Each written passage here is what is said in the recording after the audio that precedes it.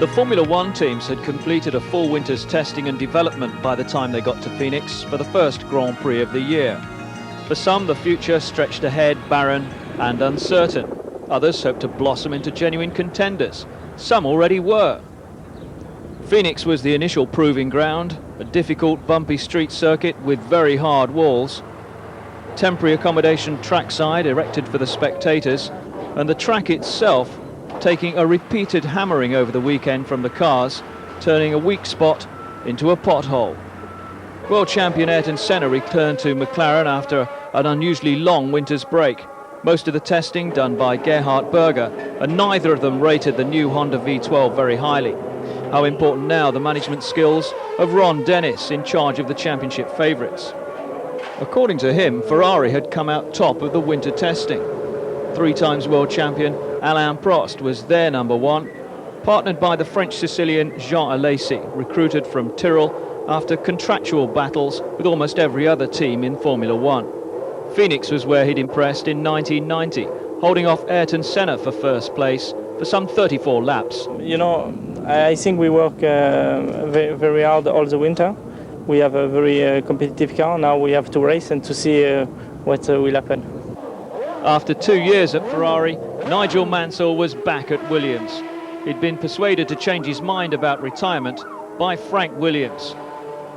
Mansell convinced he had the package to win races, with the ever-improving Renault engine, the vital ingredient.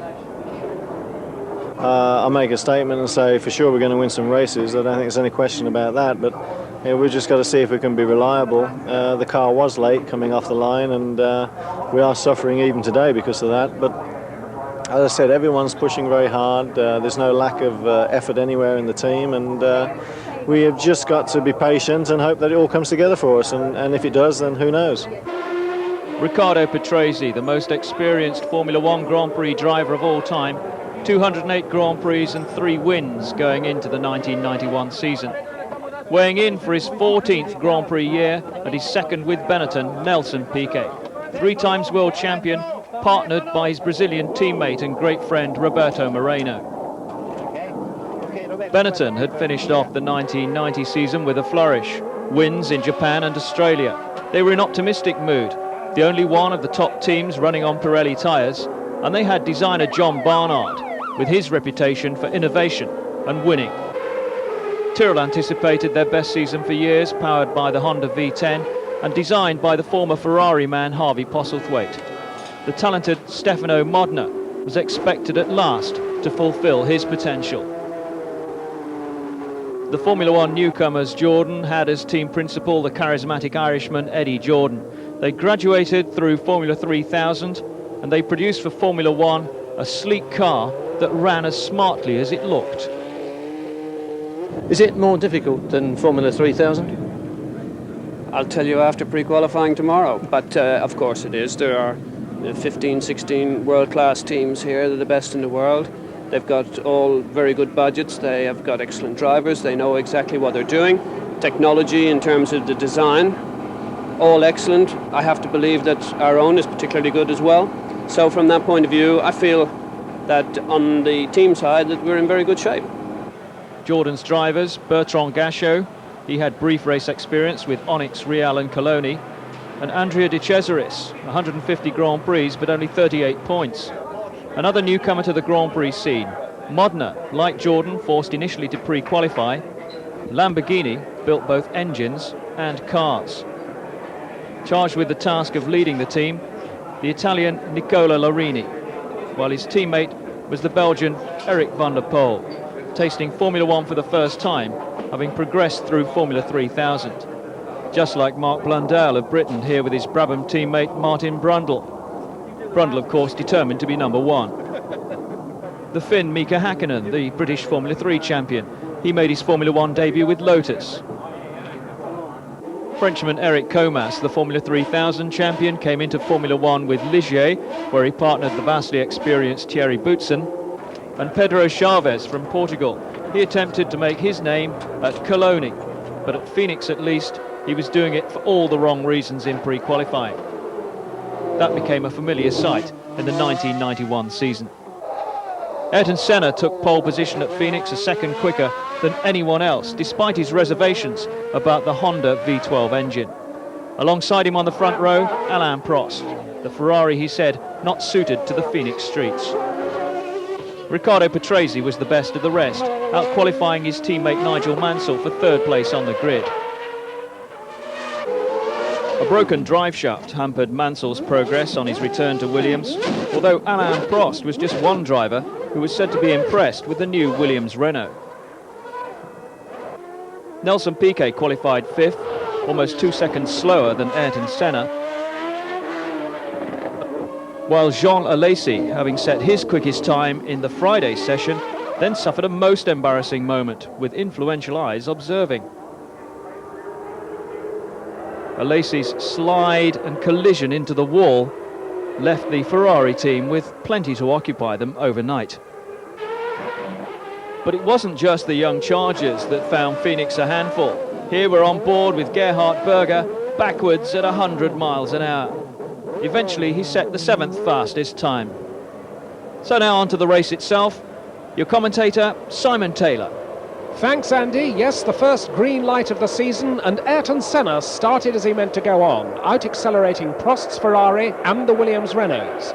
But Prost was slotting neatly into second place from Mansell and Patrese, with Berger and Alesi and the Benettons in hot pursuit.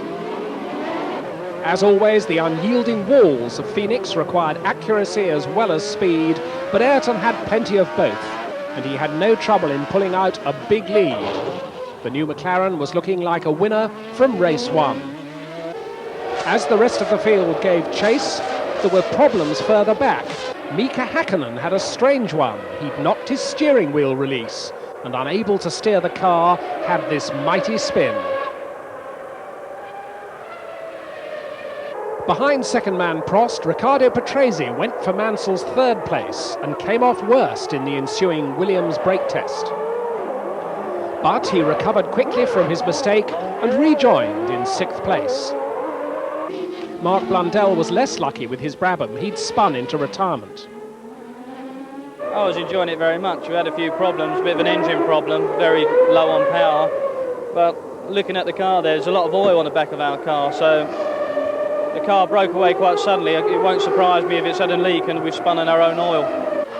Then it was all over for Nigel Mansell. The Williams' new electronic gearbox had failed, the first blow in a character-building season for Nigel. The McLaren of Gerhard Berger, lying 5th, lost fuel pressure and then all power and needed a push. And then second man Prost had a disastrous tyre stop with the Ferrari. Watch the mechanics on the right rear wheel.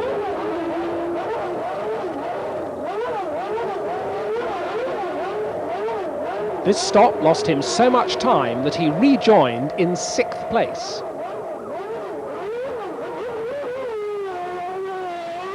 But then disaster struck the new second man, Patrese. His Williams' gearbox had failed and spun him out. And it was also the end of Roberto Moreno's race. There he is, running across the zebra crossing to a position of safety. Take a look at what happened. Patrese spins, and then Moreno's Benetton joins the heap before Riccardo can get out of the cockpit and escape. It could have been very much worse.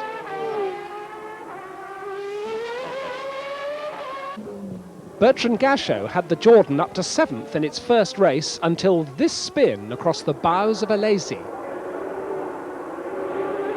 Alesi got through safely, but Nelson Piquet was next along and he nearly got involved as Gachot recovered. Mika Hakkinen, who'd had his steering wheel tightened up, finally called it a day. And then we had a great battle for second as Alesi was caught by Piquet and teammate Prost. And this is how Prost went from 4th to 2nd in one wonderful manoeuvre. He's behind Piquet, Alesi's the other side, and then he squeezes between the two of them and he has the inside line for the right-hander that follows. And that's Jean Alesi's eye view of the battle. The Jordan debut ended when Gachot's engine blew and he parked behind Martinez Minardi. And so, almost unnoticed, Senna drove on to a comfortable win in the McLaren. opening his account in exactly the way he'd wanted. And with both Williams Renaults succumbing to gearbox trouble, their Achilles heel was already evident. So an opening 10 points for the defending champion. Prost relieved to gain 6 from a circuit he never enjoyed. Piquet delighted, both Tyrrells showing, and a useful point for Larousse, plus a few more made later by Senna. Now the car is ready. The performance speaks for itself. It's a brand new car. We never run full Grand Prix distance with this, with full tank. Today was the first time, and we win a race like this with a lot of lead. So it's a great performance. The car is reliable too. The engine also ran very, very well. I had just small problems with the gearbox and a question of keeping on the road, staying away from the wall, coming for tires at the right moment. And the start was very important. So things went very well for us. Our car is, although it's running well, is still, I think, a long way from being right. It's only a question of us having the opportunity to set up it properly and learn about it better. And we know that the engine is going to improve too. It's a question of time that Honda will come up with a higher performance engine. 2 Brazilians in the top 3, a result that set up the next race perfectly. As 2 weeks later the scene shifted south to Ayrton Senna's hometown, Sao Paulo. On the road to the Interlagos circuit that hosted the Grand Prix for the 2nd successive year. Senna had never won here or in Rio. A home victory was long overdue in the eyes of the thousands of fans who gathered to glimpse only one man, their world champion, Ayrton Senna. A rarity indeed, a prophet with honour in his own land. It's always good to be home, but it's extra pressure, of course. I like very much to win here if I can. I've been near to do it many times in the past, but for a number of different reasons we weren't able to do it. So let's hope this weekend we can do something better. To say the least, the weather was not good all weekend. Black clouds threatened as soon as any sunny periods developed. And in the rain, Ferrari, after their 15-second plus effort in Phoenix, tried to smooth out the system. Pit stop practice designed to reduce time on the jacks to around 7 seconds. More rain in free practice. Nigel Mansell, the man caught out, damaging the front end of his Williams. Berger in the second McLaren, fighting for grip and not finding any. Just one disconcerting moment at a notoriously slippery corner. It also claimed Moreno's Benetton. Fortunately, without serious damage to car or Brazilian driver. The corner also accounted for Jean Alesi. The young Ferrari driver having his bright promise tarnished again. The focus of attention played his part to the full. Ayrton Senna eclipsed his rivals in the Friday session more than half a second faster around the 2.7-mile circuit than Jean Alesi. Come Saturday, the track was conducive to faster times. Mansell in the Williams Renault on one flyer clocked an incredibly rapid lap. His teammate Riccardo Patrese was the first to respond. And it had all the signs of spoiling the celebration party planned for Senna.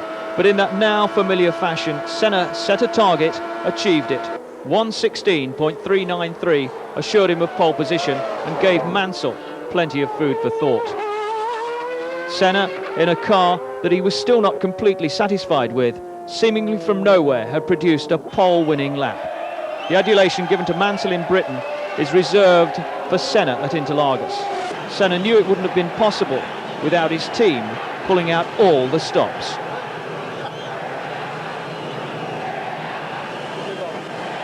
The fact that Williams has demonstrated to be so fast, it really put me going, because I don't think under normal conditions we could have beaten them for a qualifying lap. Senna on pole, Mansell third, while Riccardo Patrese was delighted with his own performance in the Williams that ensured a place on the front row for the first time this season. It was close. but not enough. Anyway, I think I'm very satisfied with the performance of the team, of Williams and Renault. I think they did a great job during the winter, and they provide a car that I think is going to be competitive for the rest of the season. That is the most important thing. And apart from that, today I drove well. I think I did my best. I couldn't go any quicker, so Ayrton did the pole. Congratulations to him. The Ferraris were a distant 5th and 6th in qualifying, Jean Alesi ahead of Alain Prost. Both were determined to do better in the race. Well, the dramas began on the grid with Berger's McLaren catching fire, but the race went ahead, and as the lights went to green, it was Senna ahead, with Mansell and Patrese wheel to wheel for second, then the smoking Berger and the Ferraris of Alesi and Prost and Nelson Piquet's Benetton. Berger's fire seemed to blow itself out, and on down the hill went the field, with the Dallara of Emanuele Pirro getting off the road and onto the grass, but somehow staying in the race. So Senna had the lead, but right from the start there was real pressure from Mansell, which kept up all the way until the routine tyre stops. Senna and Mansell made theirs without changing positions, but Patrese, Berger and Alesi in 3rd, 4th and 6th places all came in on the same lap. This is Patrese's stop. Behind him are Alesi and Berger, and the Ferrari mechanics have to move extremely quickly. Watch for the men in the yellow shirts as the red and white car starts to move. Meanwhile, Nelson Piquet was trying to go the full distance on one set of Pirellis, but the reshod Patrese was soon stealing his 3rd place. Prost, very unhappy with the number 27 Ferrari, had to make a 2nd tyre stop when in 5th place. He rejoined 7th, behind teammate Alesi. But Alesi was in next with the same complaint, which he passed on to team boss Cesare Fiorio. We have some problem with the handling of the car. Now Senna, still leading but pushed hard by Mansell, was starting to have gear selection troubles. And then Nigel Mansell came into the pits with a puncture. He rejoined, still 2nd, but after all of this he was half a minute behind Senna. But with Senna's gearbox trouble, he started to close fast. Eric Comas retired in smoke and flames with the Ligier Lamborghini. And then, dramatically, Nigel Mansell was spinning like a top. He rejoined, but seconds later, he stopped for good. Here's the spin again. Very graceful in slow motion, but this was no mere driver error. Let's hear from the unlucky Nigel exactly what caused his 2nd successive retirement. The problem we had, I went into the corner in 6th gear, I changed down to 4th, and it jumped from 4th to 1st gear. Then it locked the rear wheels and you saw it made me spin. I recovered the spin, got going again, pulled for gears, and there's no gears. The transmission, the actual gears and the gearbox have gone. Now it was raining, and Senna was gesturing frantically to the race officials to try to get the race stopped. His gearbox was jammed in 6th, so he was relieved when the checkered flag came out. Ron Dennis, knowing how near Senna was to retiring, was overjoyed. Gears, can't believe it! Shit, brilliant, we got the suit. Maximum points from 2 races for Senna, 0 so far for Mansell.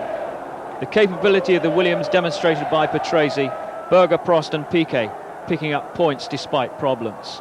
Senna finished the race drained, mentally and physically, and in no little pain. Yes, it's a great day for me. I think comparing to this day only 88 in Japan when I won my first championship, I've been very near to win the Brazilian Grand Prix many other occasions. We've been always very competitive, but for different reasons we were never able to do it. And today is a memorable day in my career, in my life, and it's a super day. I'm over the moon.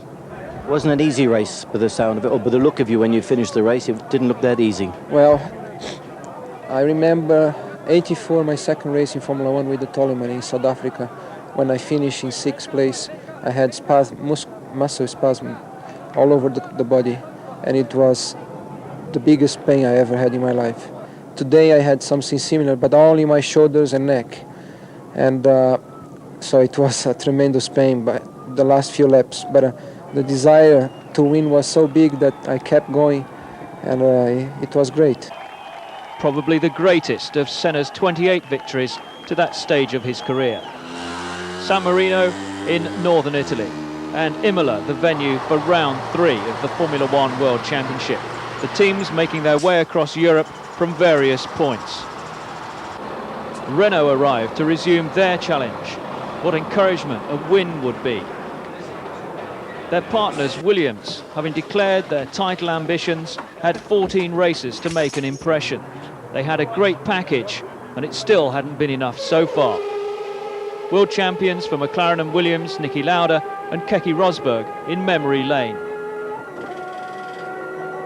And the Brazilian connection, Emerson Fittipaldi, Ayrton Senna's boyhood idol, with a few words of encouragement. Well, I'm very pleased, very happy, to see all my friends. I think it's great, and I have a good feeling, and it's so nice to see people that I work together, race against, and it's a beautiful feeling. There were new models on parade at Imola, the long-awaited Benetton, admired by their former driver, Alessandro Nannini.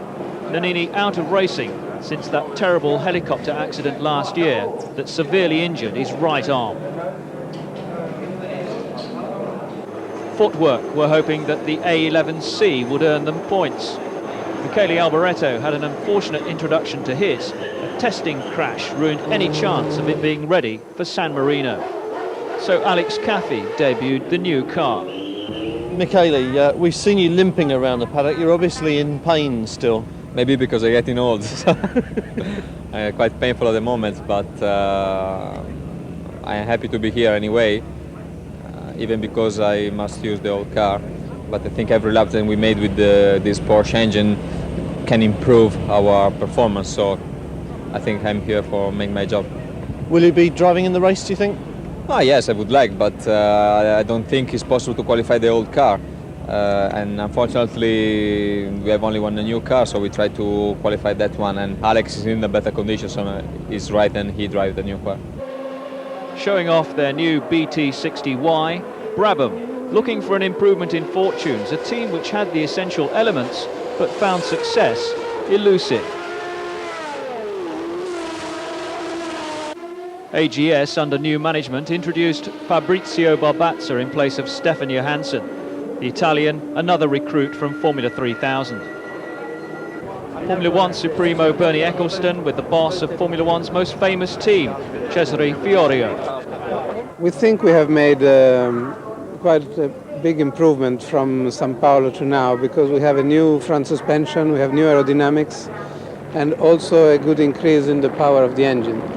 But we don't know whether this will be enough or not, because Williams and McLaren seem to be very, very fast.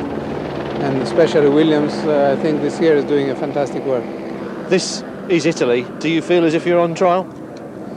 Well, of course, here in Italy there is a lot of pressure. There will be, 200,000 people around this circuit, and many of these will be for Ferrari, so we hope to do well. Otherwise we must go out from the back door.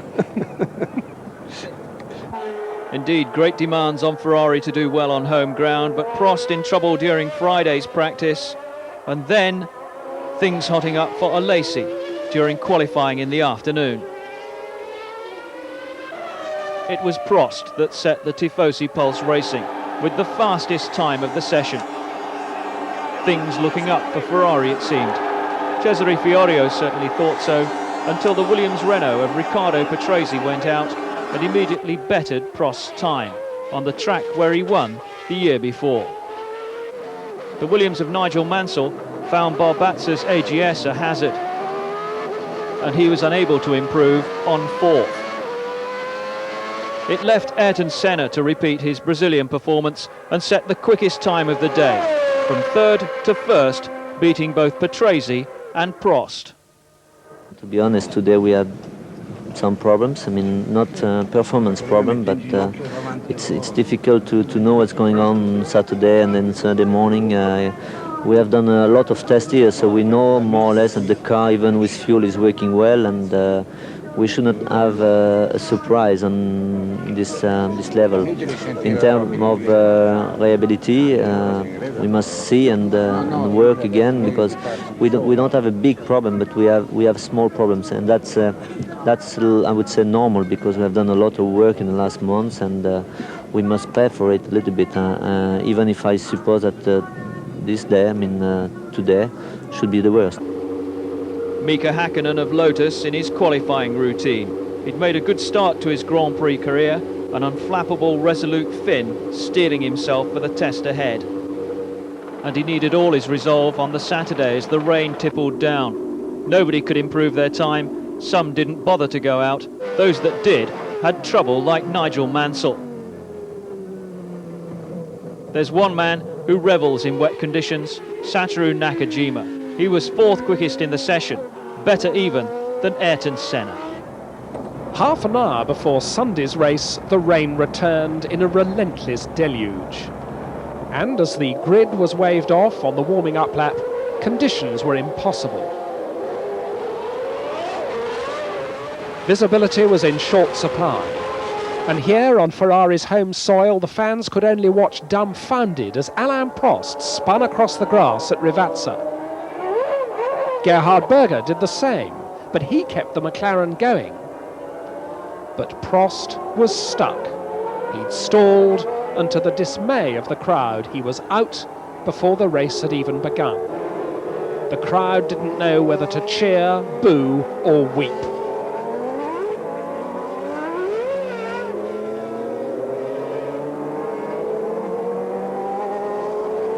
So to the green light, and as they scrabbled for grip, a perfect start from Patrese put the Williams in front from Senna and Stefano Modina's Tyrrell, which was ahead of Berger's McLaren. Mansell was down in the traffic and he spun. So exit an unhappy Mansell. Still no championship points after 3 races. Nelson Piquet was the next to go on the slippery surface. So he was well dug in, and the marshals had another customer. But the rain had now stopped, and Senna was starting to close on Patrese. Jean Alesi, now carrying all Ferrari's fortunes on his shoulders, elbowed past Modena at Tosa, but was going too fast to make the exit. Thud. Dug in again. So both Ferraris out, and now Patrese slowed. Coming into the chicane, Senna went by into the lead, and Ricciardo made for the pits. Listen to his engines spluttering.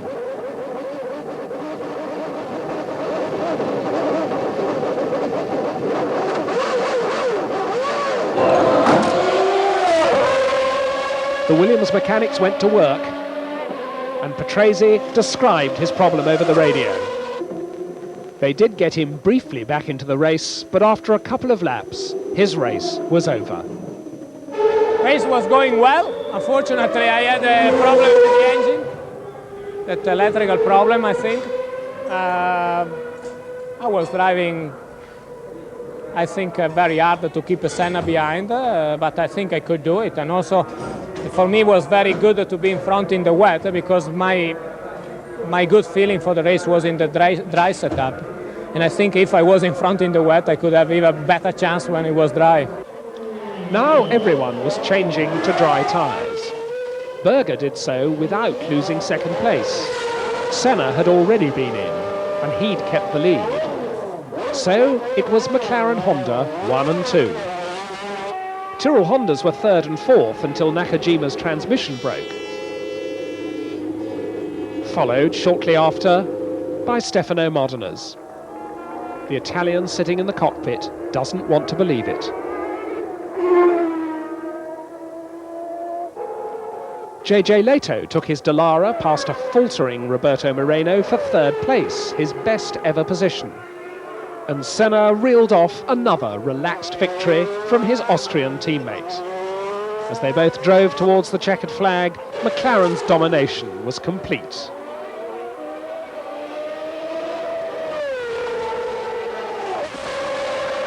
Poor Eric van der Poel lost 5th place when the Lamborghini's engine failed, and 2 championship points slipped away.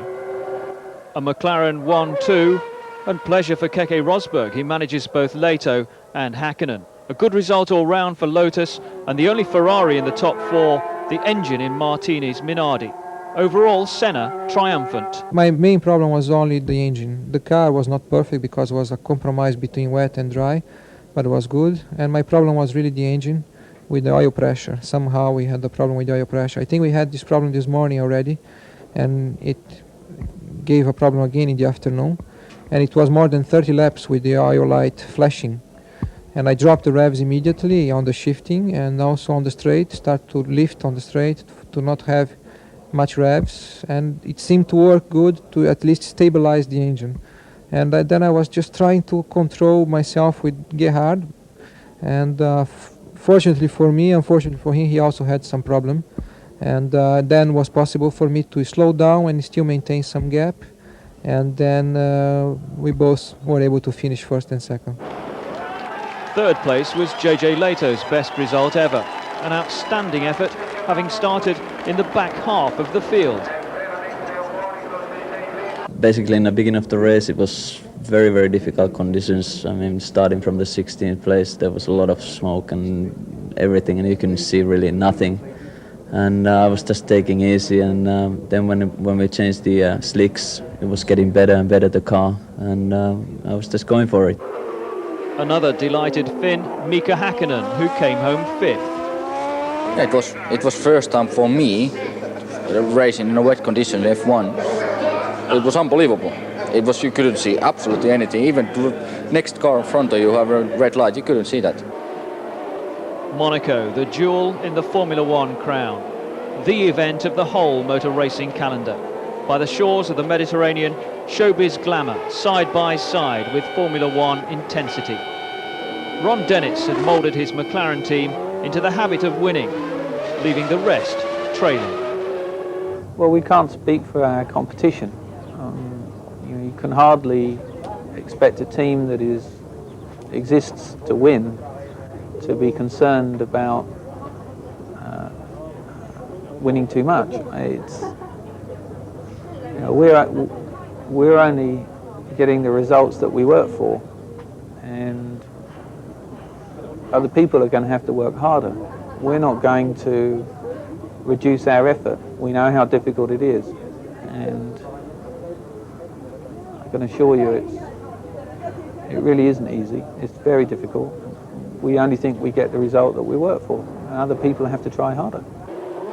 A shock for Martin Brundle, his Brabham disqualified from this most prestigious of races for not weighing in when instructed.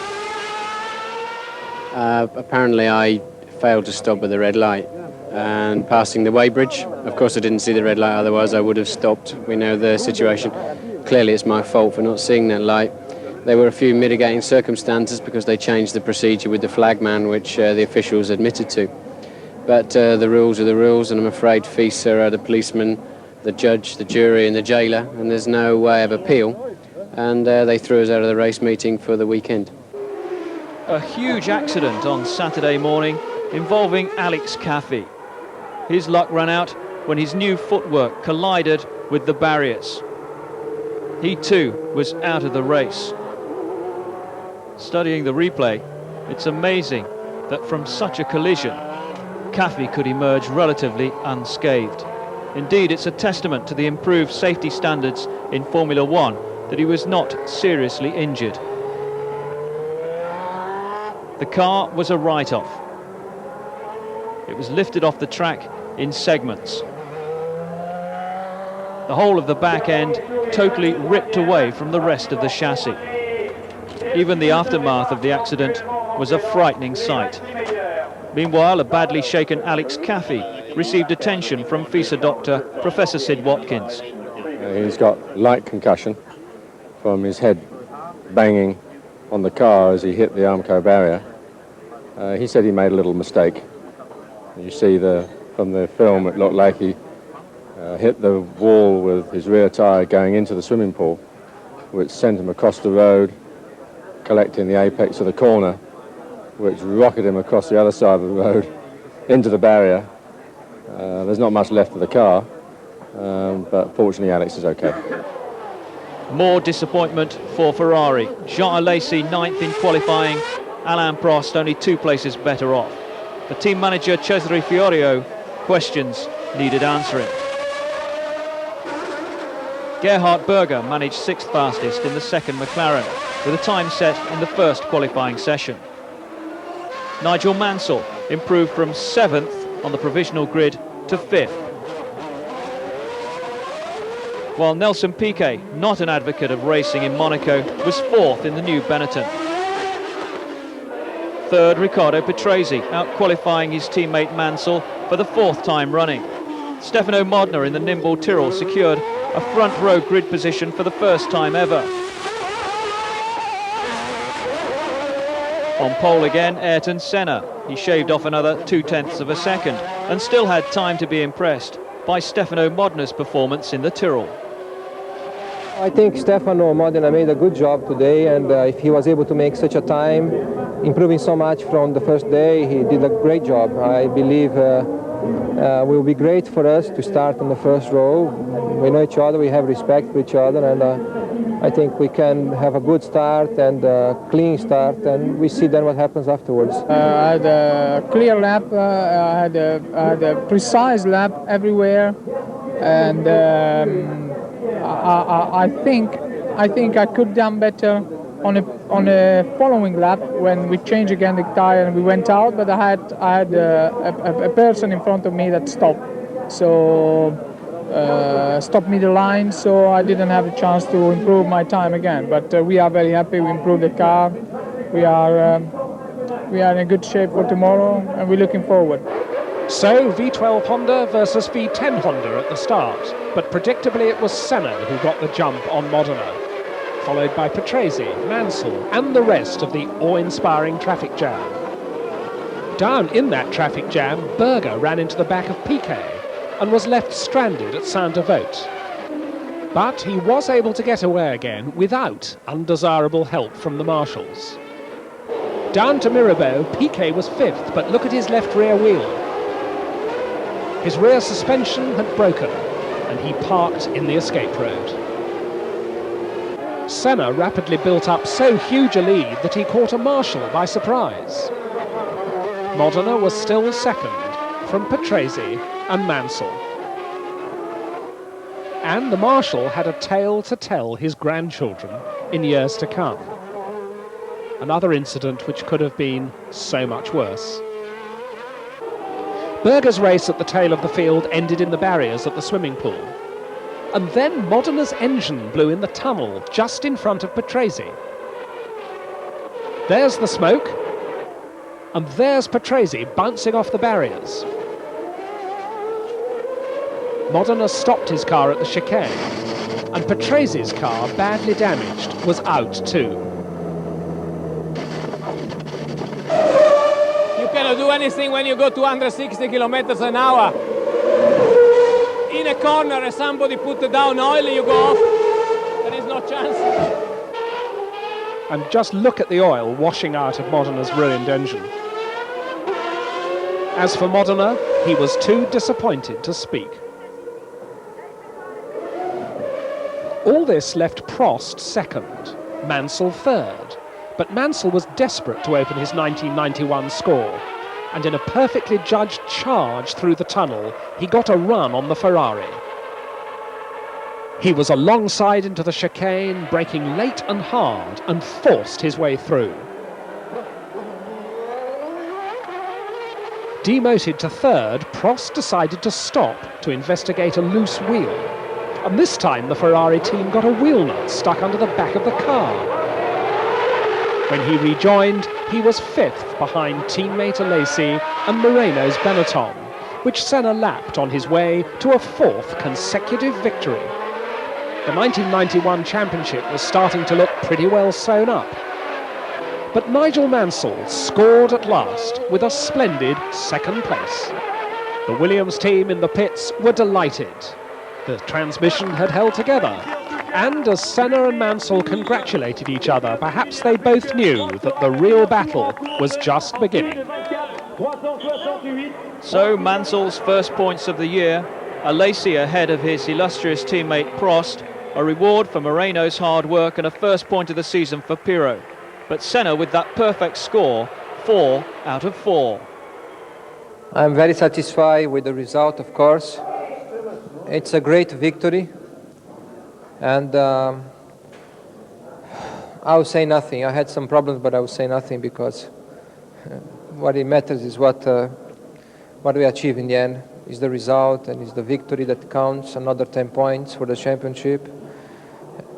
But for sure, to race here in Monte Carlo, almost 2 hours race, it's very hard physically because it's bumpy and it hurts a lot. Your shoulders, your neck, and so on. And if you have also to change gears, it really hurts. But I won, and I'm happy, and that's it. A quarter of the way into the season, and Senna galloping away into the distance, 29 points better off than anyone else, and 34 more than Mansell, the equivalent of 3 race wins and a third. But even at Monaco, Mansell was not trouble-free. I had a number of problems. One was slow change with the gearbox, but I'm very happy because it got me to the end of the race. Twice the engine cut and stopped on the circuit, and I had to restart it by using the clutch. But then I was catching Alan, which surprised me a little bit with all the problems, and then I don't know who blew up, but there was a lot of oil and everyone was keeping to the right, and I think Alan made a little bit of a mistake going into the tunnel, which enabled me to come alongside coming out, and by the grace of the good Lord I managed to stop in time for the chicane. It was quite exciting, but it was reasonably safe. McLaren with a commanding lead in the Constructors' Championship. Ferrari and Williams both expected to challenge, lagging behind. The crumbs for Benetton, Tyrrell and Dallara. Transatlantic for round 5, Montreal and the Circuit Gilles Villeneuve at the beginning of May. 2.75 miles round, Senna had won 2 of the last 3 races here. Resuming a promising career blighted by injury, the British driver Johnny Herbert, given another chance at Lotus in place of Julian Bailey. It was just after Julian had a few problems, I think financially. It gave me a chance, because I'm very close with Peter, that I could step in his replacement. Alex Caffey's problems continued too. A road accident ruled him out, and Stefan Johansson was named as replacement at footwork. Significant changes too at Ferrari. Cesare Fiorio had been held responsible for the team's scrappy performances thus far, so was replaced by Claudio Lombardi, who'd been running the Lancia Rally team, and Piero Ferrari. My new job is more or less like on the old days, but now I'm overlooking all the activity. The new person, the only new person in the racing department is Engineer Lombardi, which is coming from rally racing from Lancia, and he is responsible on the whole activity at home and on the racing track. Really, this is a technical job, I think, 80% Formula One. So really, you can have a fantastic organization and so on, but if the car is not fast enough, and very good driver as we have, if the car is not fast enough, there is nothing to do. So I think this is the challenge. First is a technical challenge. Now, contrary to widely held beliefs, it's not all work and politics in Formula One. This is the mechanics' raft race across the Olympic rowing basin. It was eventually won by the Jordan team. A first, if unlikely, win for them in an impressive debut season.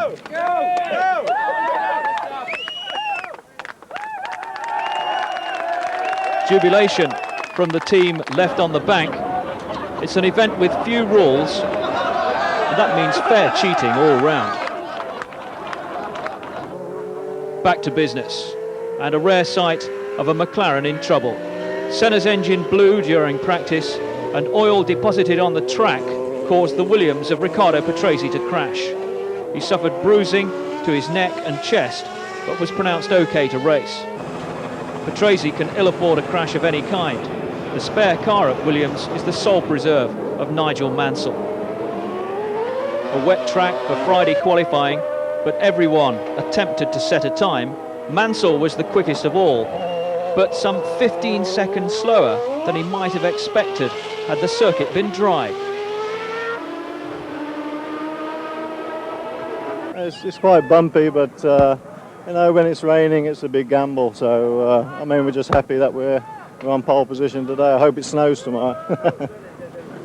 A wish not granted. It was all change by Saturday morning, dry and clear, and for once Ayrton Senna was eclipsed in qualifying.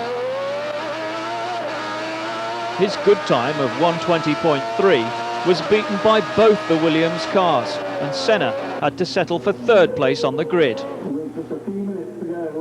Then came Mansell, 1:20.2, averaging over 122 miles an hour, demonstrating that the gearbox problems were surmountable and the ELF fuel provided extra zip. That also, of course, applied to Patrese, and he, with a late flourish, stole pole position Senna style, making it an all-Williams front row.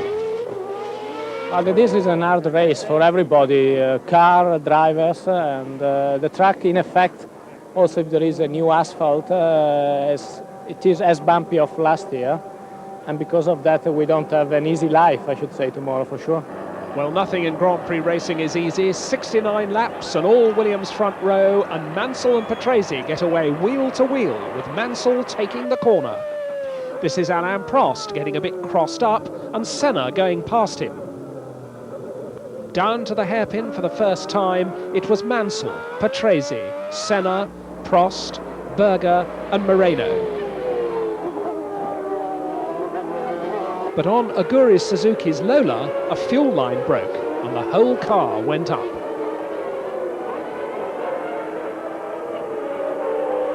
McLaren's problems in Canada began with Berger's retirement with misfiring. Meanwhile, Alain Prost's gearbox wasn't right. Listen to him looking for gears. So he was passed by Alesi, and then Nelson Piquet came up into his mirrors, and the Benetton went by as well. Now a rare occurrence, Ayrton Senna slowing. He too was misfiring. And the Alesi-Piquet-Prost battle came past.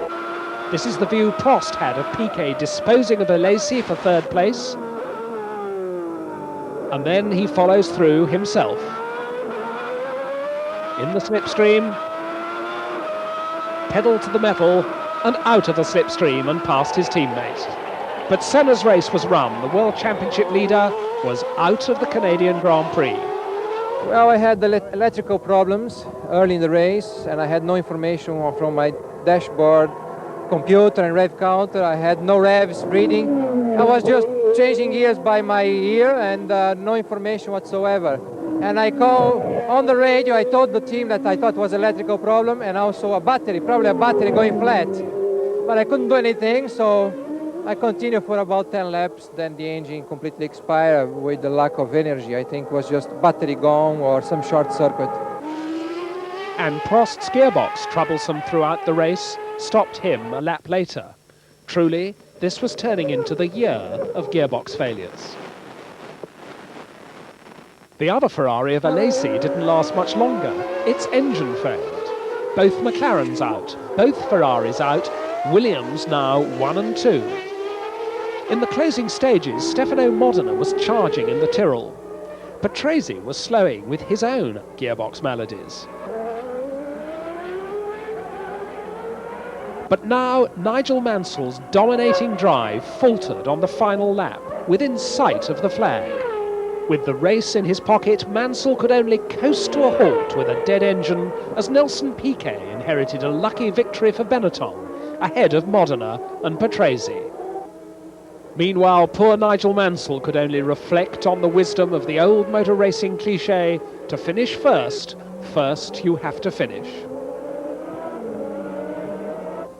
nobody more surprised than Nelson Piquet to pick up the points, or more delighted than Stefano Modena to inherit second place, the best result he'd ever achieved. Patrese salvaged some pride for Williams, but Piquet had the victory. Well, 3 laps to go, I already it slowed down because Mansell was about 50 seconds in front of me, and Ricciardo was right behind. And I said, that's it, go for second. Then I got the news from the radio that Mansell it's slowing down, and I just tried to push again the last lap, but when I saw him, I couldn't believe it. It was very, very good, very lucky. You must feel a bit sorry for Nigel, though. Well, I don't feel sorry for nobody. This thing happened with me already. I think it's motor racing. I think a winner who finished in the checkered flag first. But Nigel Mansell's misfortune did overshadow everything. Just when it seemed the season had turned round for him, frustration again. Well, they've just brought the car back, and as often happens in motor racing, the thing fired up and all the gears are there. So some electronic problem, probably due to some type of overheating relation. A Tyrrell in second place for the first time since Monaco over a year before. And that produced an obviously satisfied Stefano Modena. I think the team deserved this position, but probably was deserved more in Monaco than here. I'm very happy, and I'm happy more for the team. More celebrations at Jordan. The significance of the result meant that they'd almost certainly be out of pre-qualifying after the midway point of the season. I was quite emotional, I have to say. You know, it's a great day for everybody. For me personally, I feel very excited about it, but mainly because, you know, the mechanics and the drivers, and they committed to us ever before the car turned the wheel, and that's quite a brave thing to do. And the mechanics that we have, engineers, have all been with me a long time, and we brought them through the formula. We didn't hire in a lot of people from Formula One. We wanted to do it our way, and I feel very happy and very proud for them because they stuck with it, and this is justification to what they've done over the winter. Yeah, it's great, you know, for a team which is in pre-qualifying, to be now 5th or 6th team in the championship, because that's what matters to us. It's just great, you know, it's something for everyone has been working a lot for, and it's an achievement. It was our goal, and we have reached it. Mexico in midsummer, 10,000 feet above sea level, a severe test of stamina for both driver and car. It was here that it emerged that Harvey Postlethwaite, the talented Tyrrell designer, had left the team to join Mercedes, currently in the World Sports Car Championship. A surprise move. Well, Harvey was a very important and senior member of our team, and his sudden departure obviously will affect us in the short term. But during his period with us, he has built up a very strong technical team, and there is no reason why we should not continue to improve as the season goes on. Another designer who left in mid-season, the influential John Barnard from Benetton, soon after Piquet had won the Canadian Grand Prix. Senna flew in from Brazil to Mexico, nursing a nasty head injury. It had required 6 stitches, the legacy of a jet ski accident near his beachside home.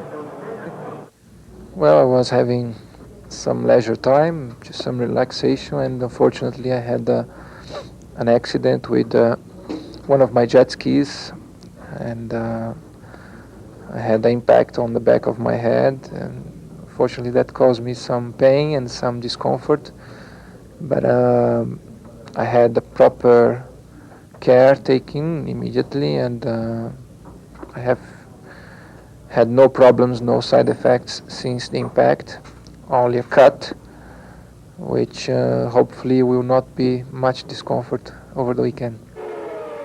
But suddenly Senna appeared curiously accident-prone. At the notorious Peraltada corner in Friday qualifying, he approached over the limit, hit the tyre barrier and overturned. Fortunately, it was not as serious as it might have been. Senna was eventually pulled out unhurt and departed for medical checks, no doubt rueing being over-adventurous. He'd attempted to take the corner in a higher gear than normal. The car hit a bump and was out of control in an instant. It was a worrying moment for everyone at the track. It's a nasty corner, and what just happened to Ayrton just typifies how dangerous that corner is.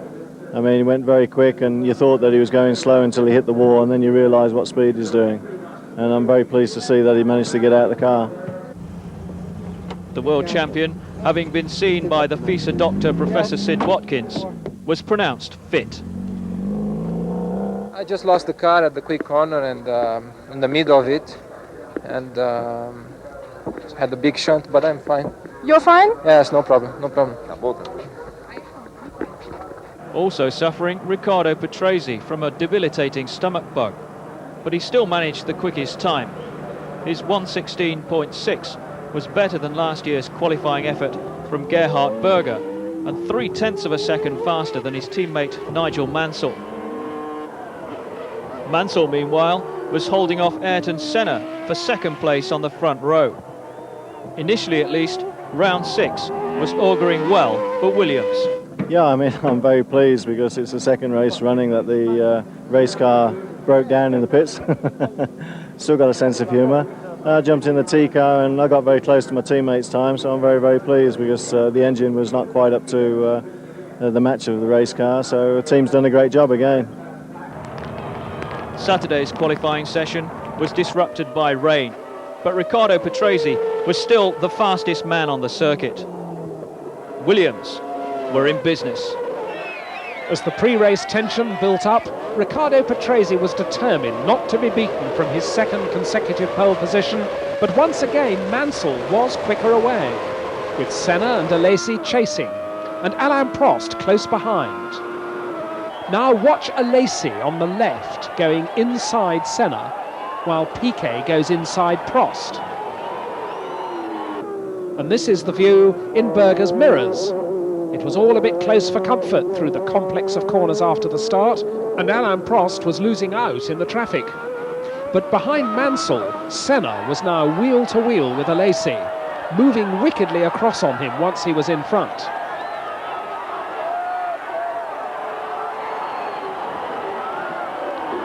Behind them, Stefano Modena was pushing Berger hard when Berger's engine exploded. Both Berger and Modena were lucky not to go off on the oil that came out of the burst Honda. But others were not so lucky. Pierluigi Martini's Minardi was one that came to grief.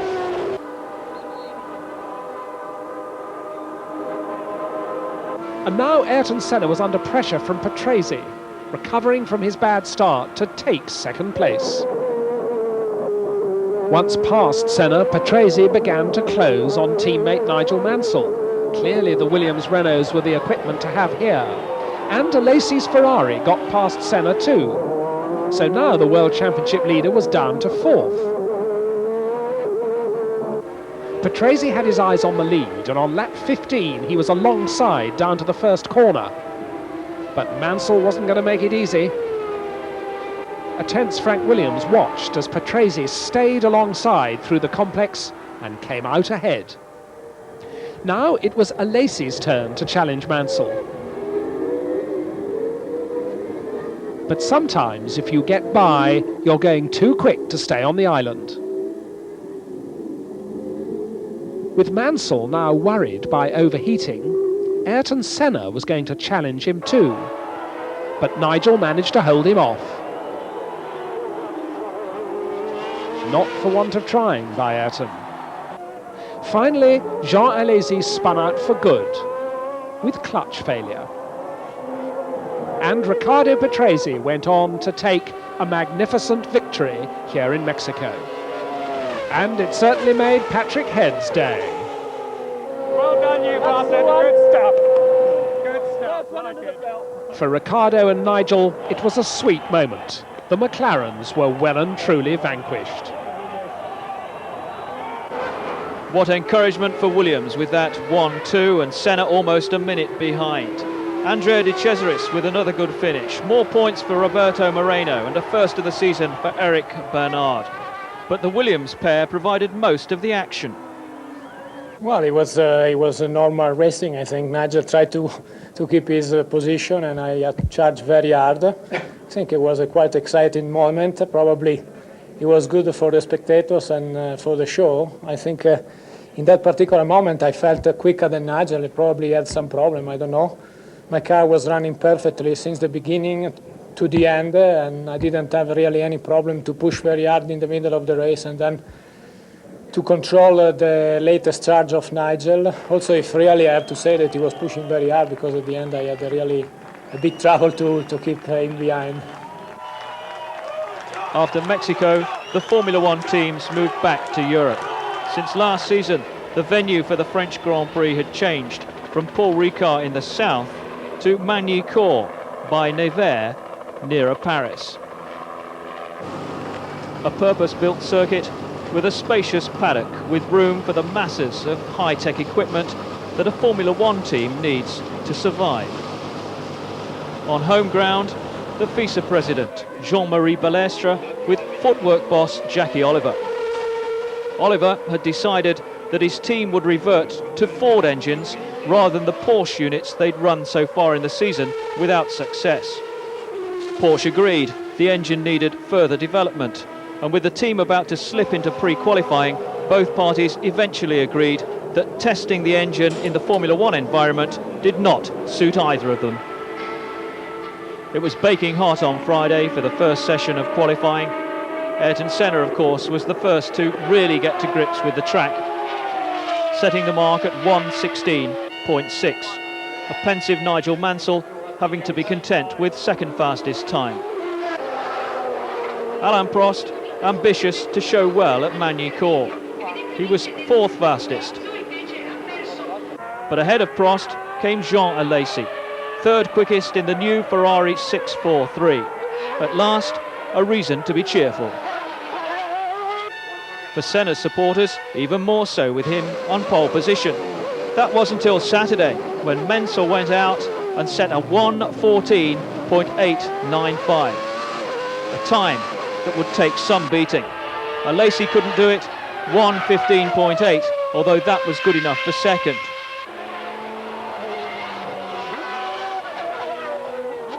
Once Senna was out again, he beat Mansell for pole position.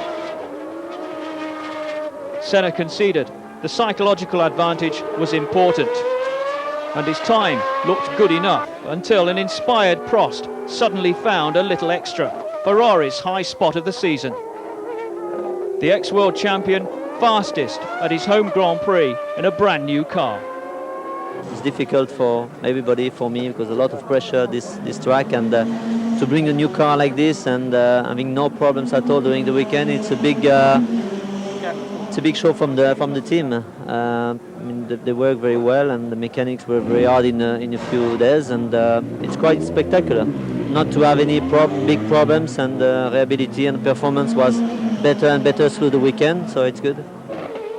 Ferrari's joy was short-lived. Patrese had qualifying tyres left and used them wisely at the end of the session. 1:14.559 was a massive improvement in 24 hours.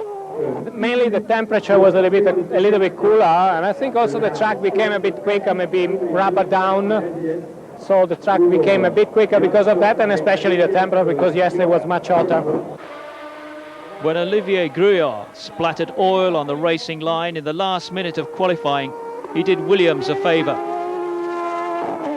Following right behind Gruillard was Senna on a flyer. He hit the greasy bit and skated out over the line. Third place was all he could manage on the grid. A little bit of oil on the circuit that was dropped by a car that was just 1 minute before me on the circuit, and then the track was slippery. During the lap I lost the car a little bit in a corner because it was slippery, but finishing the lap it was really slippery here at the chicane, and I just lost the car, putting the power down, but crossed the finish line instead of facing forward 90 degrees, so I had a little bit of fun. But there was no danger because it's very slow, that part of the circuit, and wide, so it was safe. Another Patrese pole position, another disastrous Patrese start. His electronic gear change selected the wrong gear. and he had to watch as the rest rushed by, led by Prost, at the head of his home Grand Prix. Gachot was the first casualty with the Jordan. And at the end of lap 1, it was Prost from Mansell, Senna, Berger and Alesi. This is Piquet's rear view as he passed Benetton teammate Moreno.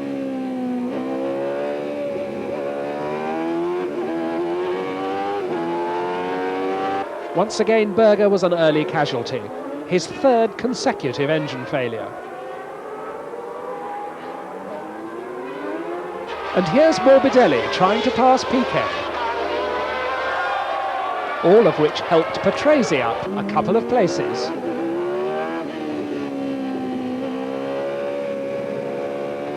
Up at the front, Prost was still leading the Ferrari Renaissance. But Mansell was gaining ground. As they came up to lap de Cesaris, Mansell seized his chance and pulled away into the lead.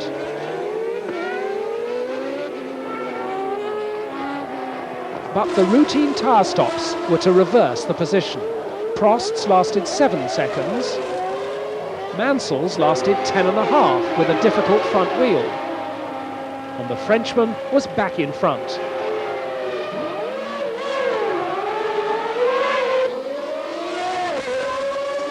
Mark Blundell hit the pit wall when lying 11th. But at the front, in the traffic, Mansell was on top of Prost once more. And he muscled his way through to retake the lead. Today, no one was going to deny him. But it was a great debut for the new Ferrari, and this was very much a race to raise Ferrari's hopes. On the very last lap, Jean Alesi in the number 28 Ferrari was pushing Senna hard for third place, and so nearly made it.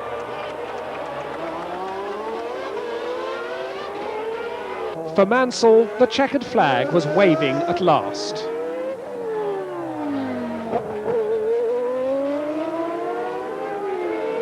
After the race, Alain Prost was the first to congratulate the Englishman.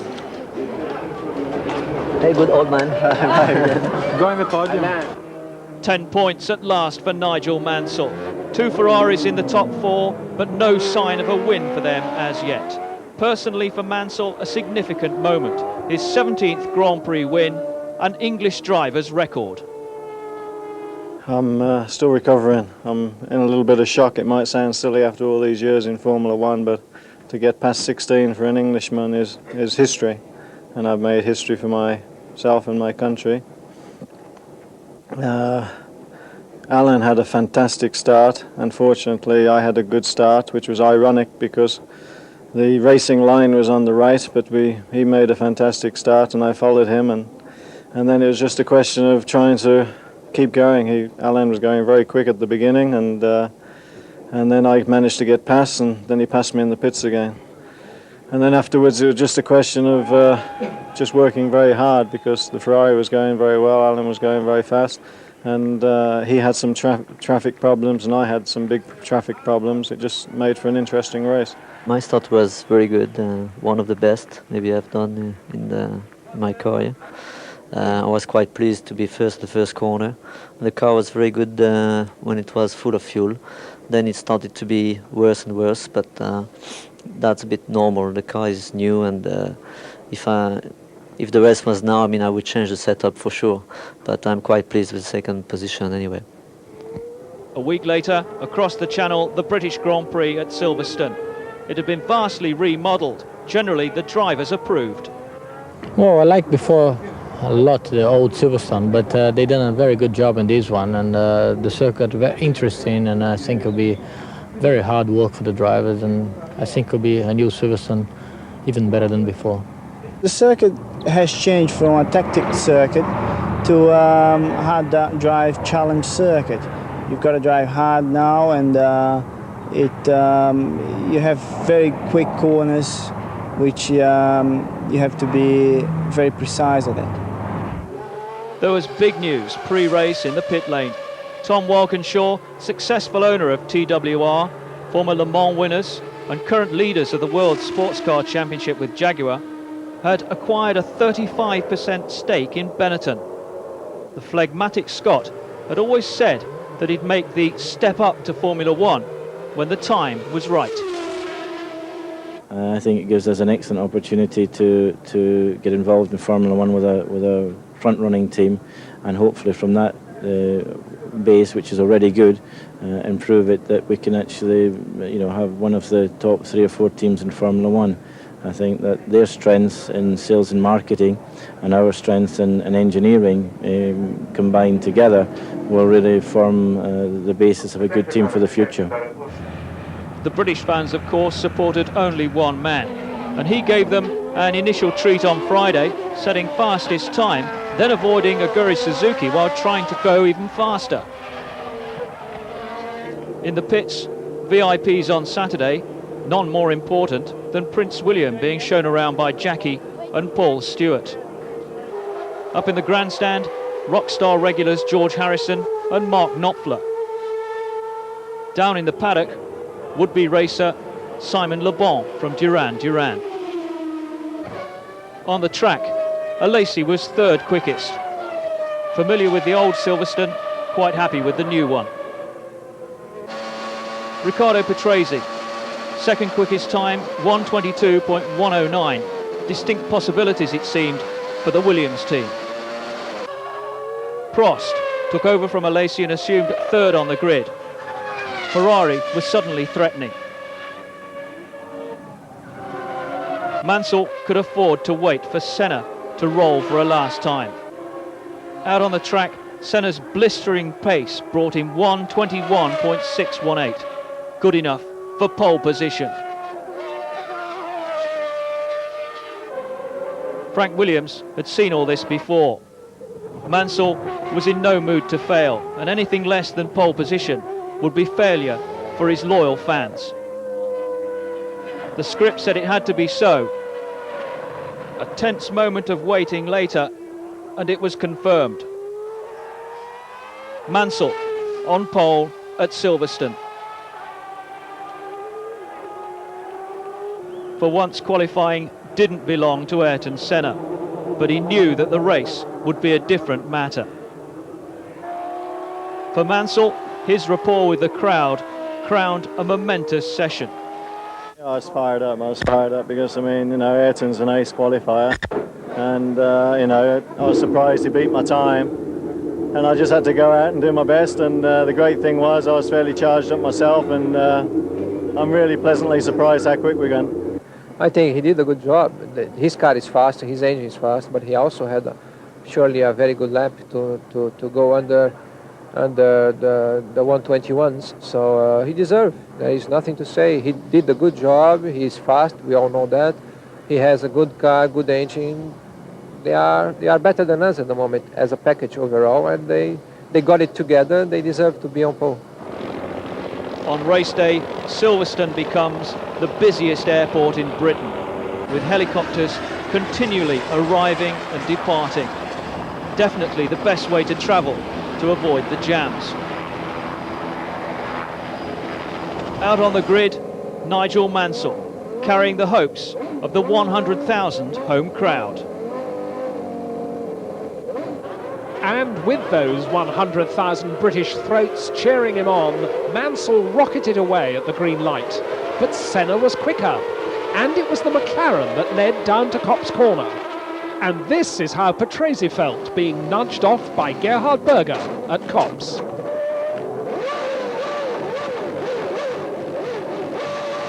He was able to rejoin, but now Mansell was challenging down the Hangar Straight. And as they came down to Stowe, he took the lead. The cheers of the crowd almost drowned the engines. Patrese, his car too badly damaged to continue, came in to retire. His day's work was done, and Nigel Mansell would be able to get no help from his teammate. In this helicopter replay, watch the 3rd and 4th placed cars as Berger on the inside and Patrese collide. Also onto the grass goes Alesi's Ferrari, which very nearly T-bones the Williams. But presses on. Berger also kept going and was now 3rd from Prost and Alesi. with Alesi lining up to pass his teammate for fourth. And then the young Frenchman set off after the McLaren. And he got him too. Berger was now an early caller at the pits for fresh tyres, dropping to 6th place behind Piquet.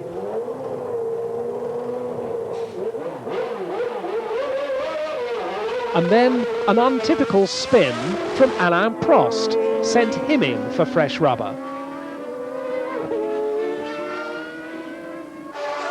Mika Häkkinen's Lotus spun at the same point, and from here on his seat was full of gravel, giving him a very uncomfortable ride. Nelson Piquet was having a private battle with the recovering Gerhard Berger, who came muscling past into 5th place and pulled away. Aguri Suzuki's Lola was retiring, and Jean Alesi was driving into the pits with a broken nose. 2 incidents, or 1? Well, here's what happened as the Japanese driver lying 14th balked the 3rd-placed Ferrari. It was yet another disappointment for the Frenchman. He was none too pleased about the incident, but afterwards he didn't want to say anything about it. And now Andrea de Cesaris was limping away from a badly battered Jordan. He'd lost it in a big way under the bridge, and he was so nearly hit by the Tyrrell of Nakajima as he came back onto the circuit.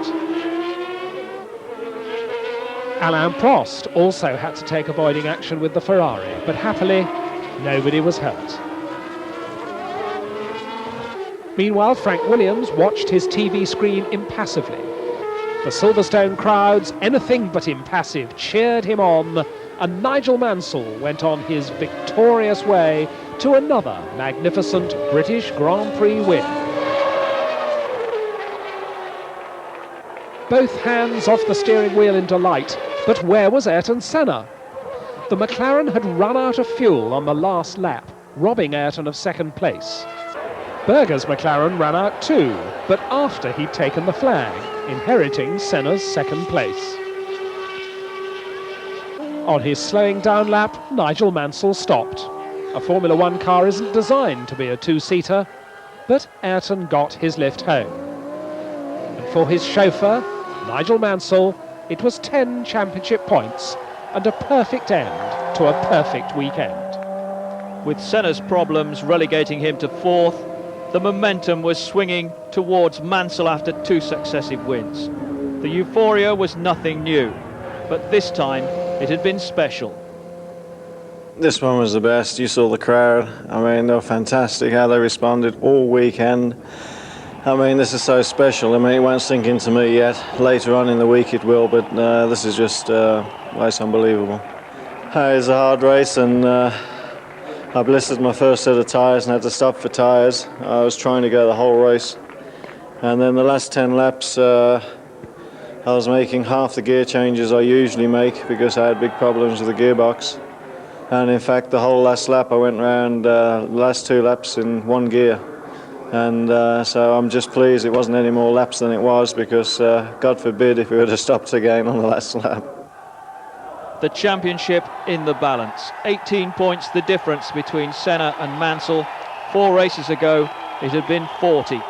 Also profiting from Senna's misfortune, his own teammate, Gerhard Berger. I mean, the first problem for me was on the start. At a good start, I was on the same line with Riccardo Patrese in the first corner. He just turned in. I even couldn't brake enough not to let him go over my front wheel, and it bent my front suspension. And then I had quite a big problem on the car, so that's why I had to stop early for the tires. The rest I had just to take care about the car, about the front tire, and I had a big pain in my hand because I lost all my skin.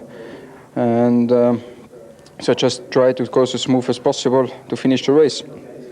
At the end it changed a little bit, the result, and I'm quite happy for that. At the halfway stage in the season, McLaren were in command. Williams were improving, the rest was struggling.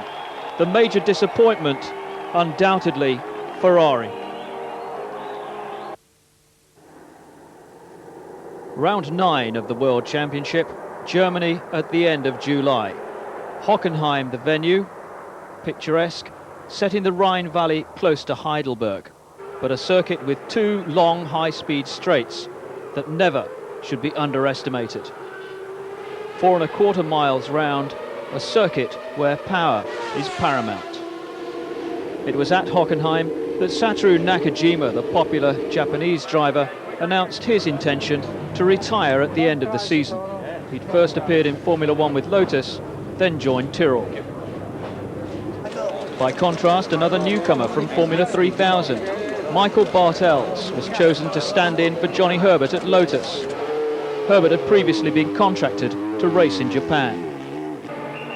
Into the second half of the season, and out of pre-qualifying, Dallara, Leto having secured 4 points, Pirro 1. Modena, after Larini's 7th in Phoenix, also missed the early Friday morning. No need for an early alarm call either for Jordan. They had 10 points, courtesy of De Cesaris and Gasho. Back into pre-qualifying went Brabham, but that was nothing new for the experienced Martin Brundle. Well, we have to get up earlier on a Friday morning, of course. Pre-qualifying is a bit of a lottery. Here at Hockenheim it went very easily for us, and I was easily the fastest. And in fact, because we had no major problems, it gave us more track time, so it worked out quite well for us. AGS also slipped into pre-qualifying, while Batza failed to make qualifying proper, though his teammate Tarquini did. Footwork also having to pre-qualify. Alex Caffey returned unsuccessfully, but Alboreto won through. Friday practice, Morbidelli's Minardi and the Berger McLaren. Put it to music, it's an Olympic sport. More seriously, in Saturday practice, Eric Comas, the Frenchman, in his debut season with Ligier, was trying too hard and came to grief at the Ost curve, fortunately without injury. But it was an accident that provoked protests at the construction of the chicanes in use on the Hockenheim circuit. I don't know what happened exactly. I was flat on 6 just before the second chicane here on Hockenheim. And just before about 50 meters before I brake, the wheel moves a lot and the car goes just a little on the left, and then I spun and I crash. But I don't know exactly why. Airlifted to hospital for a precautionary checkup. Eric Comas was soon back at the track side, recounting his tale in the paddock, pronounced fit to race. On the circuit, Gerhard Berger, perennially unlucky it seems, in the McLaren number 2. Mauricio Gugelmin, a season which was really below average in the Leighton house. Pierluigi Martinez Minardi in Revolution.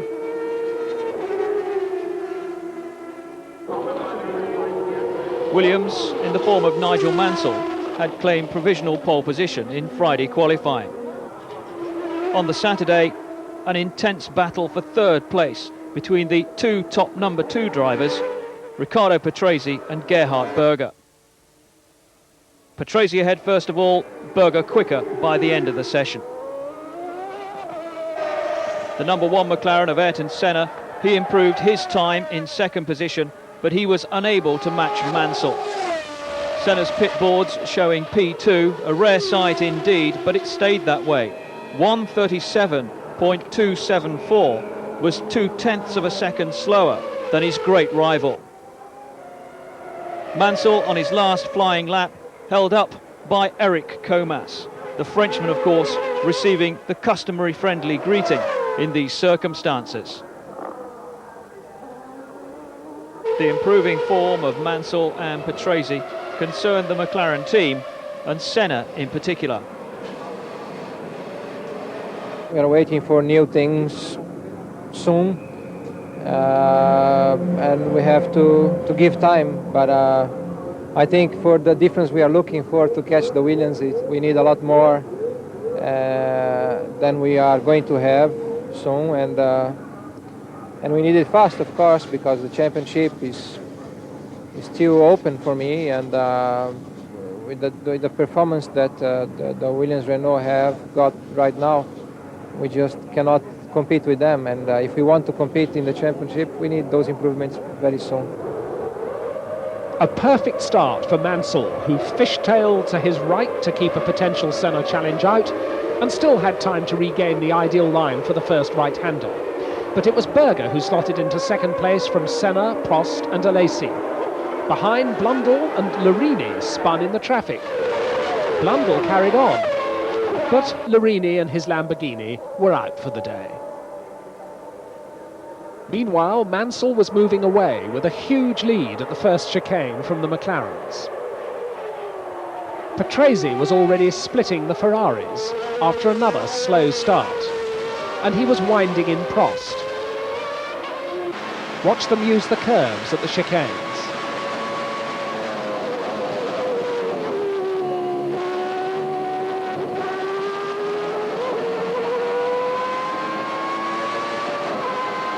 Gerhard Berger was the first to stop for tyres, and it was a bad one.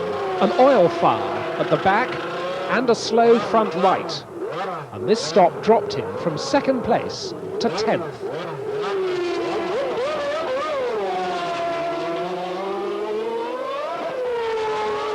This is Senna lapping Capelli on his way to the pits.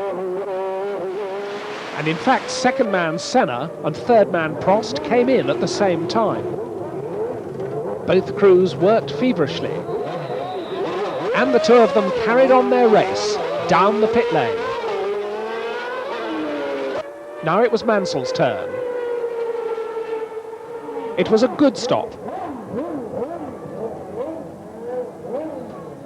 This time for the Williams team, everything went according to plan.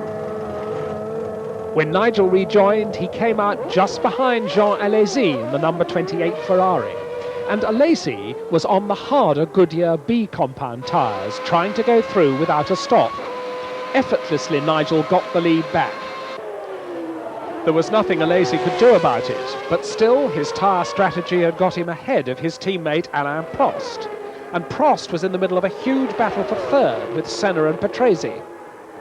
It was Patrese round the outside into the chicane. But now the Italian had Ayrton Senna to cope with. And into the stadium, he muscled past him into third place. 13 laps later, a slingshot past Alesi put Patrese second, braking really late for the chicane.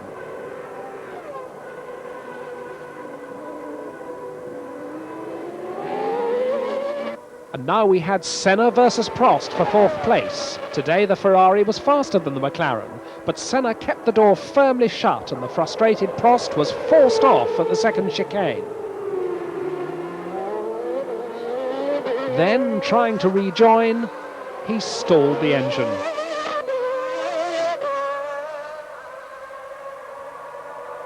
But as Nigel Mansell went on his winning way, the drama wasn't over yet. Senna, in fourth place, felt his car falter. For the second race running, he pulled off, out of fuel. Wasn't it Ron Dennis who said in motor racing you shouldn't make the same mistake twice? So Nigel Mansell took the checkered flag for the third time on the trot. Another fine Williams 1-2. Just 8 points separated Senna and Mansell after Hockenheim. There were useful points there too for Gachot and De Cesaris and for Berger and Alesi. But Mansell and Senna was the battle that everybody concentrated on.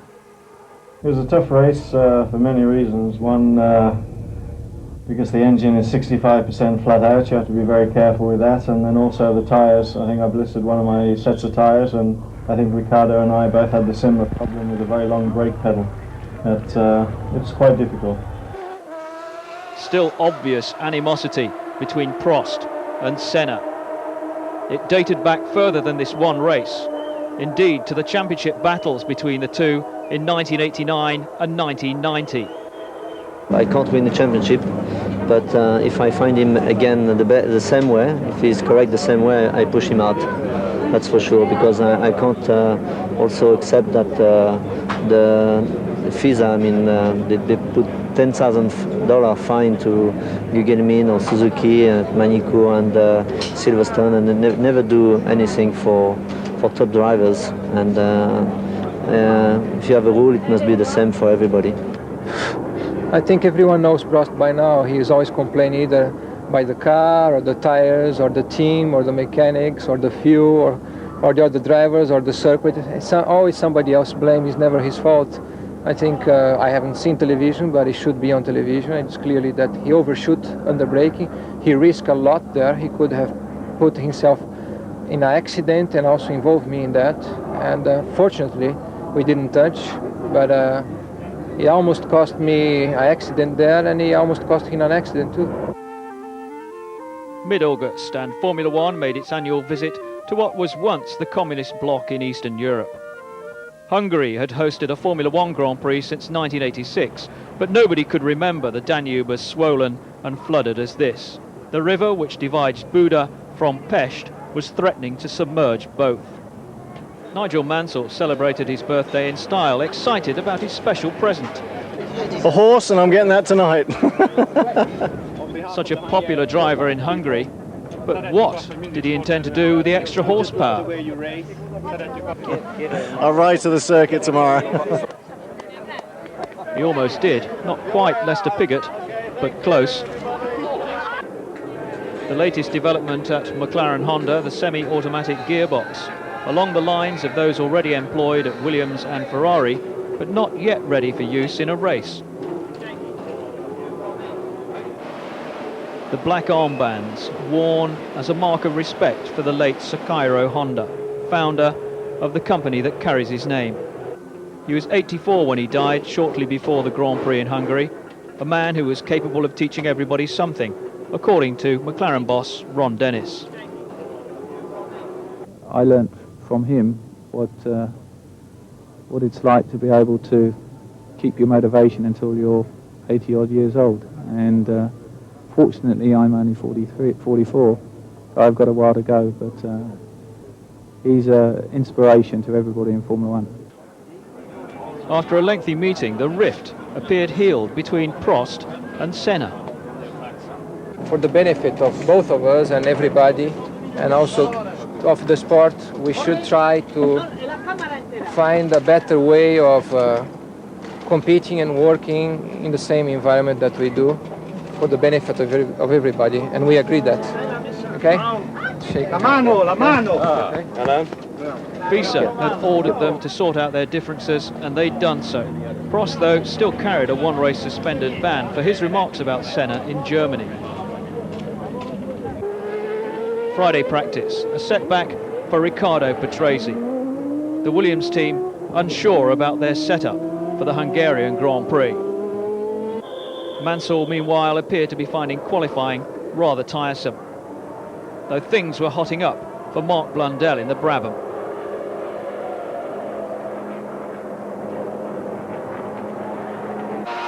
Senna was quick, under 1 minute 19 for the 2.5 miles, but thought he could go even quicker. Tension down in the pits as Mansell watched the computer timing of Senna and his own teammate Patrese out on the track. Both were faster than him. Another good showing from Patrese. I'm very happy because I had a few problems during these 2 days, engine problem, brakes problem yesterday. So I didn't have really smooth practice yesterday and today, and to be in first row I think I can be very pleased. And I have to admit that also if I had fantastic practice yesterday and today, I don't think we could match the Ayrton times because it's too far away from where we are. After a series of bad starts from good positions, Patrese was taking no chances here, dutifully practicing his routine away from the line in preparation for the race. If I can, I go into the lead of the first corner, trying to have a good start. That is the best thing I can do, because when I'm in front, I think I have a very good chance to stay in front. We will see. Patrese's improvement left Mansell on the second row in only third place. And before the end of the session, Senna stole some more of the psychological advantage with a new record qualifying lap, easily beating the previous record by almost 2 seconds. I'm much more confident in this weekend about our possibilities than I have been now for a long time. That doesn't mean that tomorrow is going to be an easy race. I think tomorrow is going to be a close fight with the Williams and the Ferraris. And all I can do is to try to make the best choices on the fine-tuning for the car for tomorrow's race and have a good start, because here is important to be ahead on the first corner. I am in the best place on the grid. Hopefully I can make enough good start to maintain that position on the first corner.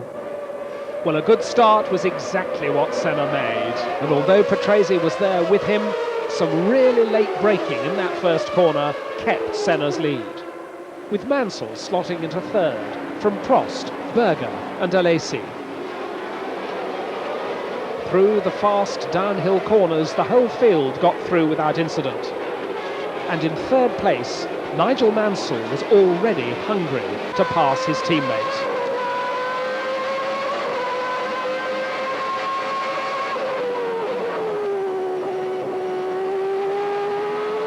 Alain Prost was an early retirement from fourth place with engine trouble. Another unhappy day for him. And while Ayrton Senna kept his lead, Mansell was now pushing Riccardo Patrese hard.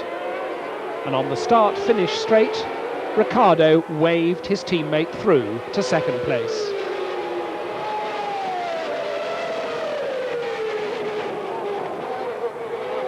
So Mansell was where he wanted to be to attack Ayrton Senna. Most went without tyre stops on this smooth surface, but Ivan Capelli needed fresh rubber on his way to sixth place. As for Senna, he'd used a mix of soft and very soft tyre compounds, and he made them last to break Mansell's run of wins and score his first victory since Monaco. He'd revived his championship lead, and he'd put in a perfectly judged day's work. As he'd said, winning the race to the first corner had been all important. So it was Senna first, Mansell second, Capelli and Alesi taking the minor placings, McLaren and Williams splitting the rest between them. Senna claimed 10 points for the first time in 6 races. It's satisfying to win this weekend, to be on pole and lead the race and to win, of course, but I think for the championship is a totally open situation. We have a very tough championship between now and the end. I think it's going to be really difficult for us to maintain the leadership in the championship. I think Nigel and Riccardo are driving hard, driving well. They are also having a good package available to them. And they are tough to compete. We have to improve if we want really to compete with them in all kinds of circuits. But we'll try our best and see. It's going to be an exciting championship. Prophetic words by the champion, but further down, Ivan Capelli and Leighton House picked up a much-needed point for the first time in over a year. Yes, after 1 year not finishing a race, and the first that is finished is scoring also 1 point. I think that is, and also in probably the hardest race of the year, because today was very, very hot and very, very tough, the race between all the drivers. I think this is a very good move. Ron Dennis in the wrong place at the wrong time became a target on the podium.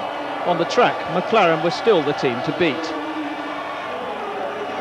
Swinging things round, you know, from uncompetitive to competitive is a real challenge. I mean, it's hard enough to stay there when you get there, but it's very difficult when you fall behind, especially mid-season, to sort of pull your socks up and get with the program. But as I said, I hope that our plan, our strategy is going to work. I hope that we're going to be strong in the last 4 races, and of course I know there's a lot of people are rooting for Nigel to become world champion, and I understand that, but of course our job is to win all the races and win the world championship. We're a British team, and as much as it may disappoint Mansell, it will most definitely please my mum. It was Belgium for round 11 in the Ardennes Forest, the famous circuit of Spa-Francorchamps. Adored by most drivers for its variety, 4.3 miles in all, Senna had won 4 of the last 7 Grand Prix here. McLaren and Honda had developed the variable air inlet trumpet on the V12. Depending on the engine revs, the trumpets went up or down to order. The idea was to give the engine more power at lower revs, better efficiency all round. It wasn't a novel idea. Ferrari had tried it before, and Williams were keeping an eye on developments. Now we have obviously got fixed trumpets. We don't know whether it's the right or wrong way to go, but what I'm saying is that they have moved the stakes a lot higher, and it's going to be tough for us this weekend too. One man absent from his home Grand Prix at Spa, Bertrand Gachot, jailed for assault using CS gas in an incident with a London cab driver. A movement appealed for his release from the 6-month sentence being served in Britain. The jail term gave Michael Schumacher the opportunity to join Jordan, the 22-year-old German making his debut in Formula One, having learned his trade at the top level with the Mercedes sports car team. The Jordan drive was a great opportunity for him, and he proved his ability with 8th place in the first session of qualifying. A great boost for the team and himself. Yeah, sure, I'm really happy. But anyway, I have to say, with this car, you can do this qualifying time. You know, the car feels really good, and it makes a lot of fun to drive. And also for the time, I'm really happy, yeah. Senna claimed provisional pole position, timed at under 1 minute 50. But on the Saturday, Prost went quicker. The Ferrari 643 hurtling round at an average speed of over 140 miles an hour. But just as Alain Prost's lap ended, Senna found a gap in the traffic to go faster still, and he beat Prost's time by a whole second. Mansell then took his chance to steal second place on the grid, temporarily at least. The Ferrari of Jean Alesi was quicker than anyone else up to half distance round the track. Then he was delayed by traffic heading towards the line and could manage no better than 6th. Gerhard Berger played little part in the proceedings with a blown engine, no time set at all in Saturday qualifying. He remained 5th overall. Riccardo Patrese again bumped his teammate Mansell off the front row, a time second only to Senna's. Patrese frequently set better qualifying times than Mansell throughout the season. It left his teammate down on his knees, not praying for divine assistance, just a routine inspection it seemed, but he was concerned at his car's performance. Yeah, it's going to be tough. I mean, we've won from 4th on the grid before. This circuit's a little bit easier for overtaking, but I'd have liked to have stayed in 2nd if I could, and I think I paid the penalty of going out too early in the session, but there's possibly a threat of a little bit of rain, and I think the track probably got a little bit grippier at the end. At Spa, it rapidly became apparent that once again Senna would be the man to beat. For sure, we tried to beat him. I think here there is more chance than the last Grand Prix in Hungary, for sure, but we have to see our potential against their potential. That is something that we have to check only in the race. We will see. Problems lay ahead for Patrese. In a routine check, the car's reverse gear couldn't be found. As a result, his brilliant Saturday time was disallowed, and he was dropped from 2nd to 17th on the grid. Spa starts are always fraught, with the hairpin immediately after the grid. Senna and Prost got away wheel to wheel, but somehow they all got round.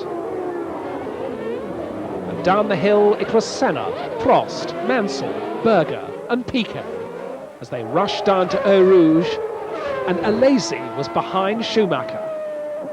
But the Jordan faltered going up the hill. Up to the complex at the top of the hill, Senna and Prost were still at the head of the queue. And watch Nelson Piquet make up a place on Berger. But Schumacher's first Grand Prix was over. Disappointment for Eddie Jordan. He just radioed in. I think we have a problem with something to do with the engine, and I think it's in the clutch department. We're not exactly sure. It's too early to say until he comes back. And Alain Prost's race was over on lap 3.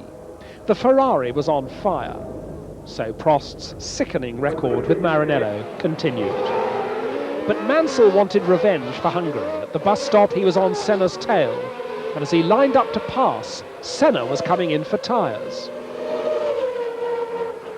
For a change, this was a slow McLaren stop. It dropped Senna to 5th, while Mansell's a lap later went well. He rejoined 3rd. And he lost no time passing Berger for 2nd.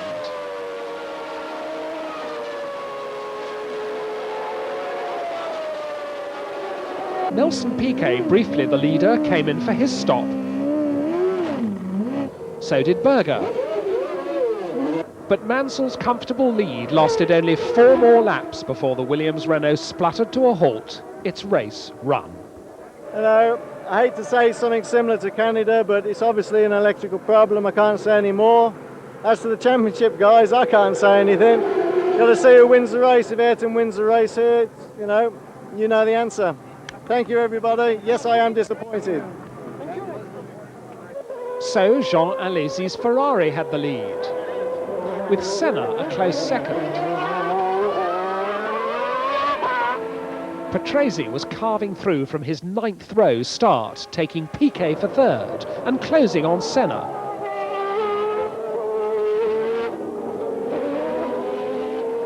But then sliding off. But Alesi's run ended in a smoky engine failure, another bitter Ferrari disappointment. So Senna was in front, with De Cesaris forcing the Jordan past Piquet for 2nd place.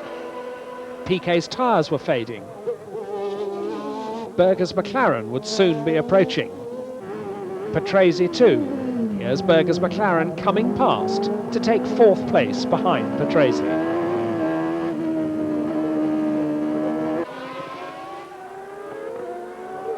Then De Cesaris' magnificent charge ended in engine failure.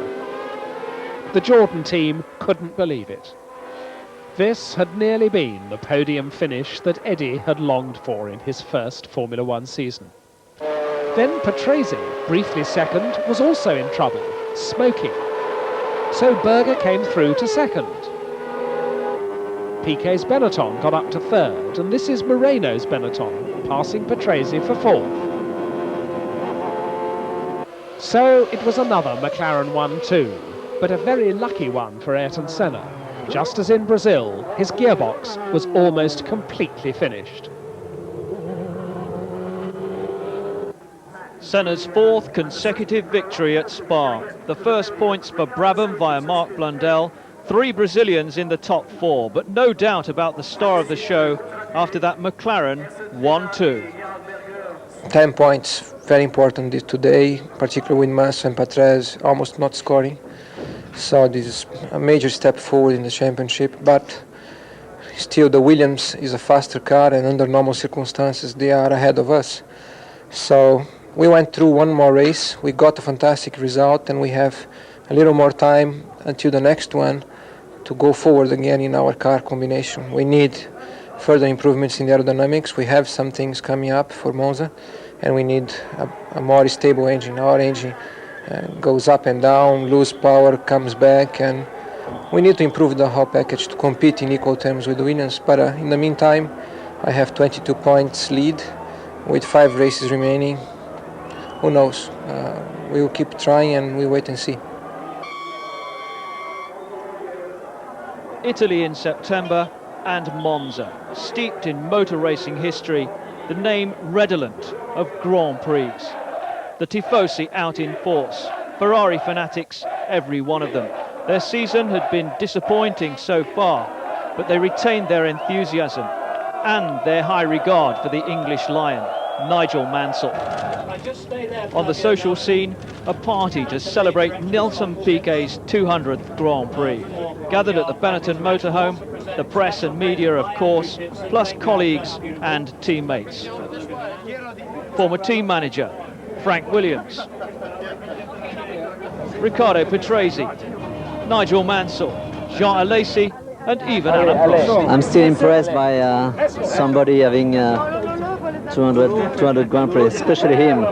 He's so relaxed, but I'm sure he can go to 300 anyway. I don't know if I can reach myself 200, but the way he's enjoying life and racing, that's why he can reach even, let's say, 250 for sure without any problem. Still very competitive, and I think that is his advantage, you know, to be relaxed and to enjoy life.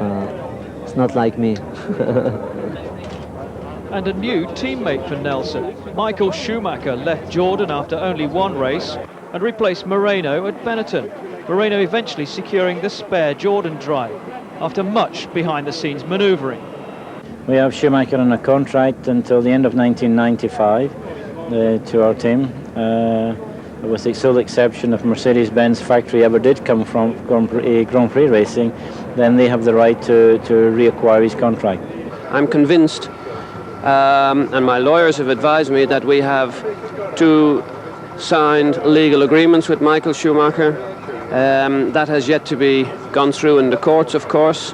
Of course, Schumacher and his advisors will have the same opportunity, to prove that they have a valid contract.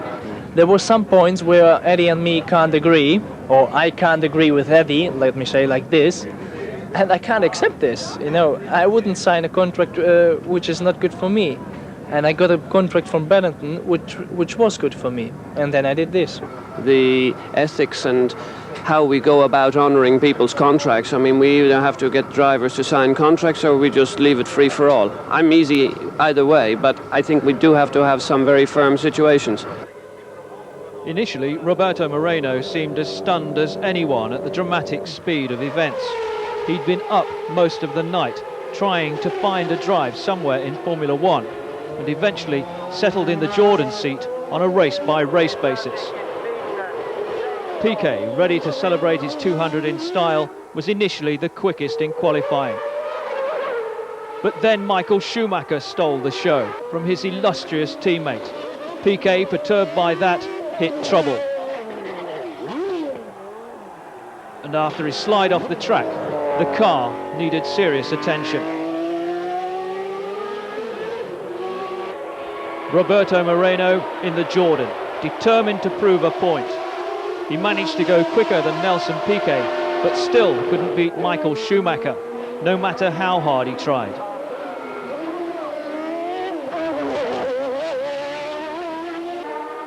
Mansell out trying for a quick lap, but balked first by the Modena of Eric van der Poel,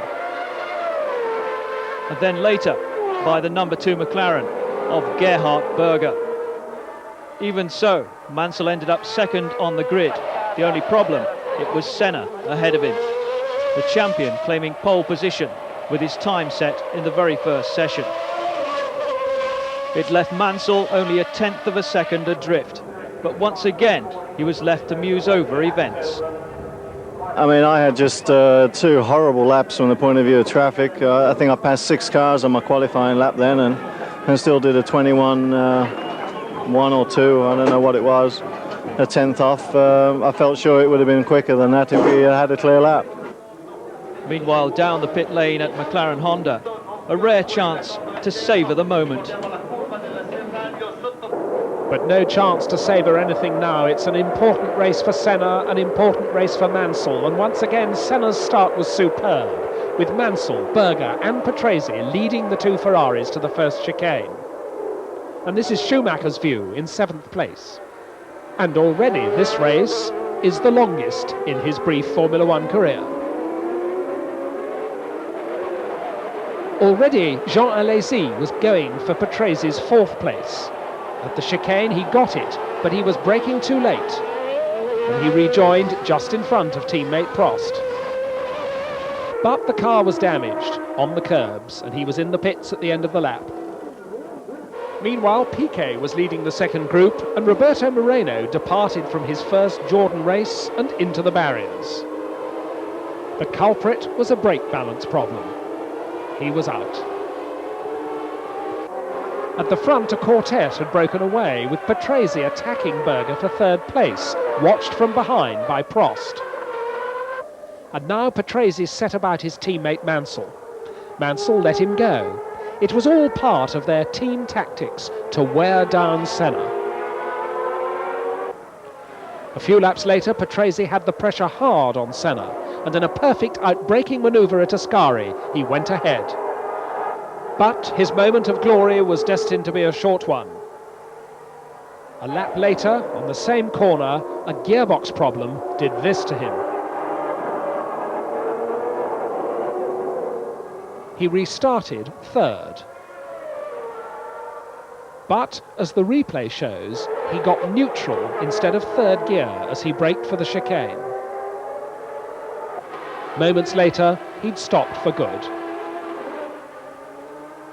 Gearbox trouble, I had an hesitation changing down while I was going to the Ascari chicane. And because of that I spun, because the gearbox was not quick enough to change down gears. I spun, I went away from that moment, did half a lap, and the gearbox exploded, so no more gears. But Senna was still being pushed hard by Mansell, who was just waiting for his moment. And he did it at Ascari on lap 34. Just like Patrese, but no spin this time. Senna decided that now it was time for a tyre stop. It was a good one, less than 6 seconds. And though it dropped him to 5th place, his fresh rubber helped him past Schumacher for 4th. Then past his teammate Berger for 3rd. And finally Alain Prost for 2nd.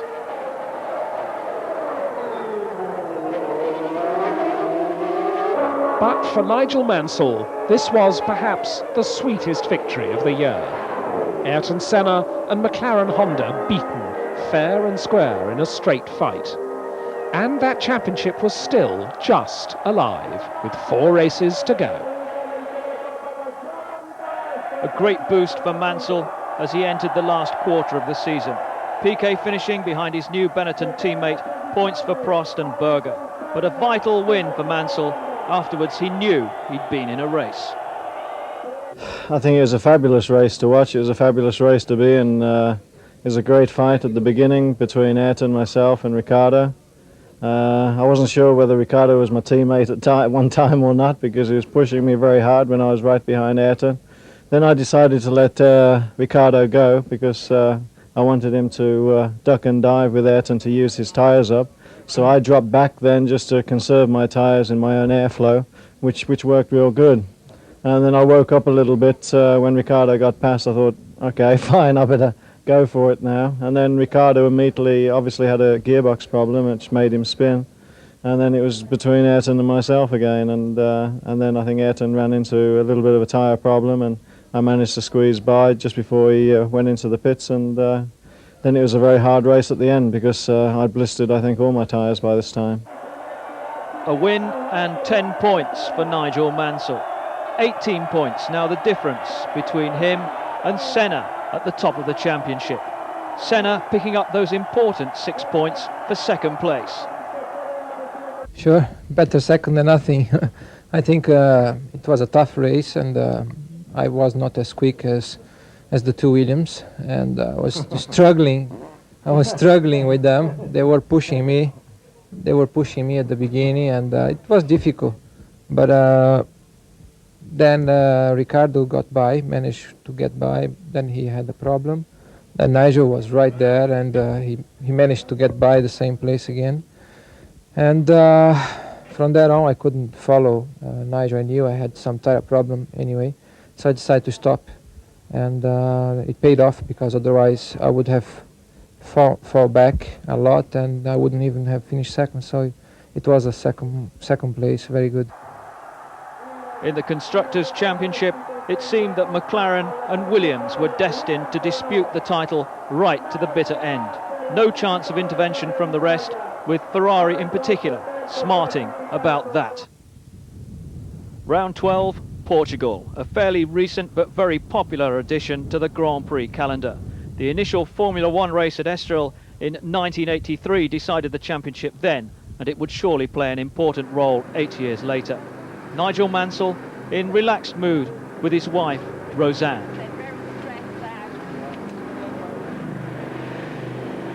In Friday qualifying, it was Gerhard Berger in prime form, a stunningly quick time that only Ayrton Senna could approach. On the Saturday, Riccardo Patrese, having claimed third position on the grid from Nigel Mansell, found no response from his car soon after finishing his flying lap. Lip readers might like to report the comments to Mr. F. Williams of Didcot. Nigel Mansell stole second behind Gerhard Berger with an expert display on a track he enjoys.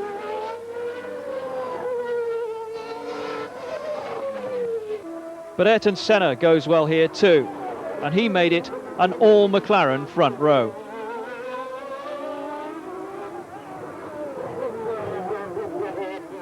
With McLaren 1 and 2, Riccardo Patrese had different ideas. In the closing moments, in a car set up for Nigel Mansell, he rocketed round a smidgen over 1 minute 13 seconds, and that was good enough to claim pole position. So Patrese and Berger on the front row, with the championship contenders immediately behind. But I mean, for you guys, it couldn't have worked out better. I mean, shit. I mean, geez, for you guys, you got the best grid possible, you know? I mean, for me, it's the worst grid possible. Sunday morning at Estoril, and Ferrari in trouble again. An oversight by their mechanics resulted in Prost beating a hasty exit from a car that took warm-up too literally, and so forcing him to use the spare car in the race. There he is in the spare Ferrari, waiting for the green light, and this time Patrese's start was perfect. Nigel Mansell chopped in front of Senna. Senna went right, but Mansell went round him at the first corner, and then he went inside Berger to be second. Alesi tried to do the same to Senna, but it didn't work. Prost was once more content to follow the excitement at this stage.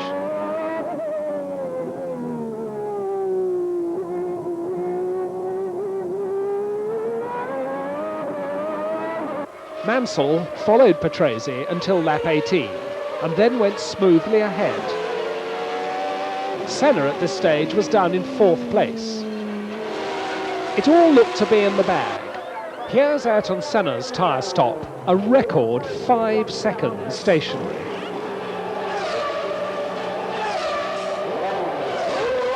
Off he goes, a perfect stop. But here comes Nigel Mansell, and this was the stop that virtually spelt the end of his championship hopes. Watch the right rear wheel. He stops at the spot. All 4 wheels are off. The new ones are on. And in less than 8 seconds he's away, but the right rear flies off, scattering other mechanics. And the 3-wheeled Williams stops in the pit lane. Mansell is stranded. He can do absolutely nothing.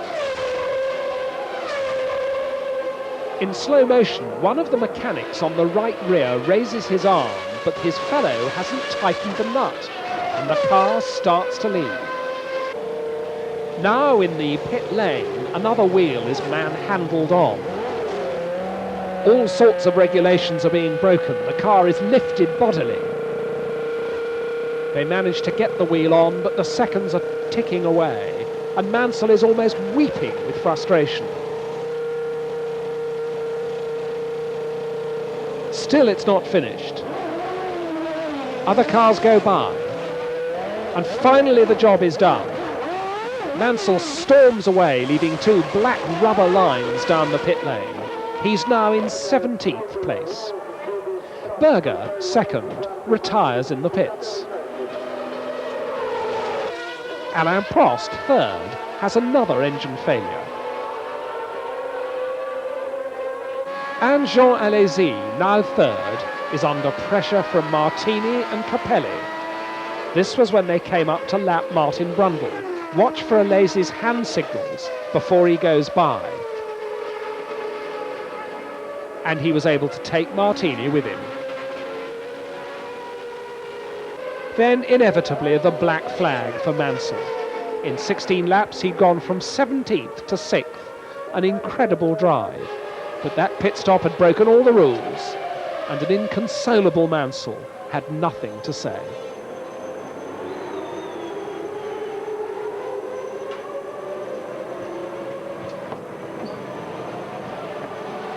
In the closing stages, Piquet, a lap down in the Benetton, followed the cruising Patrese home. But poor Capelli lost 5th place when he clouted the barrier in the Leighton House. So Piquet and Schumacher in the Benettons moved up to 5th and 6th places.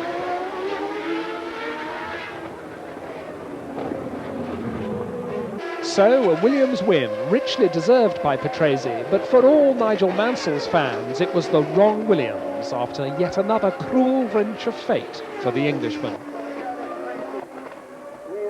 Williams managing to salvage something from the race and so keeping their constructors' title hopes alive. Patrese, though, was certainly conscious that attention would be centred on Mansell's misfortune rather than his win. But I have to say that I deserve this race because it's all year that I'm trying very hard, and probably I could still on the championship fight if I didn't have some bad luck. So at least before the end of the season, I think that I really wanted a victory. I tried all my best since yesterday when I got the pole. So I think that, okay, a bit disappointing for Nigel, but very happy for me. Senna celebrated with an element of relief, while Mansell was down but not out yet. 24 points the difference, 3 races left. The first at the brand new circuit Catalunya near Barcelona, one of the sporting capitals of the world, the Olympic host in 1992. Almost 3 miles round, the new venue for the Spanish Grand Prix. Gabriele Tarquini decided to move camp from AGS to Fondmetal. But I changed the team because IGS have the problem to finish the season, and I take the decision to change the team because the Fondmetal was happy to take me, and I finished the season now. And Olivier Gruillard replaced Tarquini at AGS. Alessandro Zanardi, another Formula 3000 find, stepped into Jordan's number 32 at the expense of Roberto Moreno. The 4th driver of the car this year, a great chance for the 24-year-old Italian. It's very difficult because everything is new for me here at Barcelona, the track, the car. I never tested the Jordan car before, but you know, it's very difficult, but I think I have more chance in my Formula 3000 championship on the last race. Any football manager looking for strikers for the next World Cup might take a look at Nigel Mansell. Well, he should be living in the States by then. 2 goals in this friendly involving drivers and media raised an eyebrow or two. But whether he will play football again is another matter. An ankle injury actually cast doubt on his participation in the forthcoming Grand Prix. Luckily, it was his left ankle, and there's no clutch pedal on the Williams. No, I'm not a good footballer. I just like running around. If you run quick enough, it looks like you're working, but I'm not really. But there was no doubt at all about the pain he was in from the injured ankle. Quite what his team manager, Frank Williams, had to say about his escapade has gone unrecorded. And so on to qualifying. Ayrton Senna, knowing that he only had to finish ahead of Nigel Mansell in the race to claim his 3rd world title, set a time that was good enough for 3rd place on the grid. Nigel Mansell, still resting that injured left leg, took 2nd on the grid for a race that he had to win to preserve his title chances. And it was Gerhard Berger, rediscovering some excellent qualifying form towards the end of the season, who scurried through the heat haze on the start and finish line to claim the pole. On Sunday morning, rain produced a damp circuit, the extra joker in the pack for a crucial race. At the start, the rain had stopped, but it was still wet, and the two McLarens moved smoothly ahead at the green light, with Mansell and Schumacher next. Into the first corner, Senna tried to pass his teammate and then thought better of it. Mansell, meanwhile, was all over Senna. It was tremendously slippery, and it was quite a miracle that all the field got through the first corners intact. Schumacher was watching all this from fourth place, and then he decided to dive inside Nigel Mansell for third.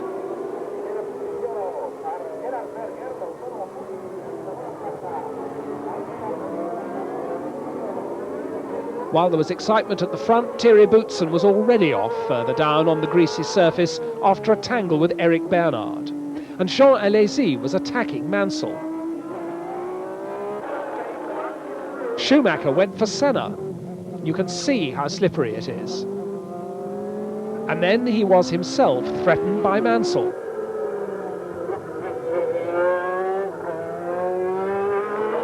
Berger was getting away at this point, as Mansell disposed of Schumacher again, round the outside, and went after Senna.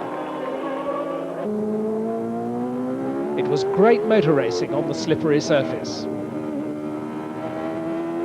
Meanwhile, Alain Prost, who'd wanted to start on slicks but had been prevented by his team, came in early as a gamble that the track would dry out, and he stormed back into the race, now down in 19th place. Mansell wound in Senna and got alongside for second place. Two determined men with the championship uppermost in their minds. Watch how close they get. A real battle of nerves. Mansell has won the corner, but Senna fights back. Leader Berger came in for slicks, for the track was now almost dry, but removing tape from his brake ducts lost more time before he rejoined in fifth place. And then Mansell and Senna, first and second, came in on the same lap. The Williams team, with the memory of Portugal uppermost in their minds, were slower than the McLaren boys. Senna was out first, and he'd regained the lead in the pit lane. Out went Mansell. The McLaren strategy was to use Berger as the hare. Watch Senna wave him by. Come on, Gerhard. And so Berger, perhaps a little unwillingly, goes into the lead. Schumacher, who'd stopped early, was fourth behind Mansell. And as Nigel closed on Senna on the still damp track, there was a brief further shower of rain. And now we saw something unusual. Ayrton Senna, out of control, backwards off the circuit. Mansell has squeezed through, Schumacher too. Senna rejoins in seventh place. Mansell was on superb form again. Berger was still leading, but watch how Mansell just asserts himself up the inside of a right-hander.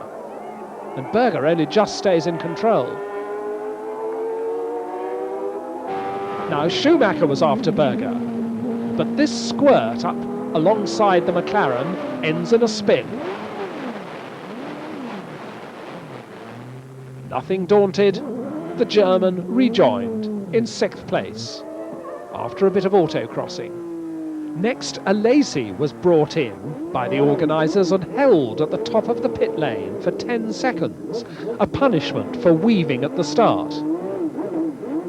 It dropped him from fifth place to ninth, and it put real fire back into his driving for the rest of the race. Just look at the speed he went down the pit lane. And then Berger was in to post his 7th retirement of the season with engine trouble. And Alesi, still fuming from his penalty, was catching Senna for 4th place, slicing by decisively. Martini did the last lap on 3 wheels. Morbidelli and Zanardi had gone off together. just as Morbidelli's teammate Martini came innocently along. And look what happened next. Not quite what you normally mean by team tactics. So a fine win for Mansell, a poor fifth for Senna. And mathematically at least, the championship wasn't quite over yet. The result for Mansell. Schumacher scored another point. The Ferraris were happier at Barcelona than usual. But the talking points, the brilliant Williams recovery after Estoril, and Mansell's superb drive. It wasn't so nice from where I was. No, it was reasonably clean, and but I think everybody saw that it was a very, very big fight, and Ayrton was giving no quarter, and Gerhard was giving no quarter, and there wasn't much room on a number of occasions, but a great race for everybody, and a good race for me. I'm very happy. There was much to impose on those two overtaking maneuvers, and I don't really understand why Mansell is doing what he's doing. But I was able to avoid any contact when he was trying to overtake me, and just as I did in Portugal.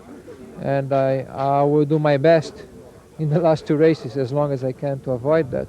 But of course, I am also fighting for the championship, and I have to get a little bit tougher instead of opening the road every time that somebody comes playing everything over me. So we wait and see.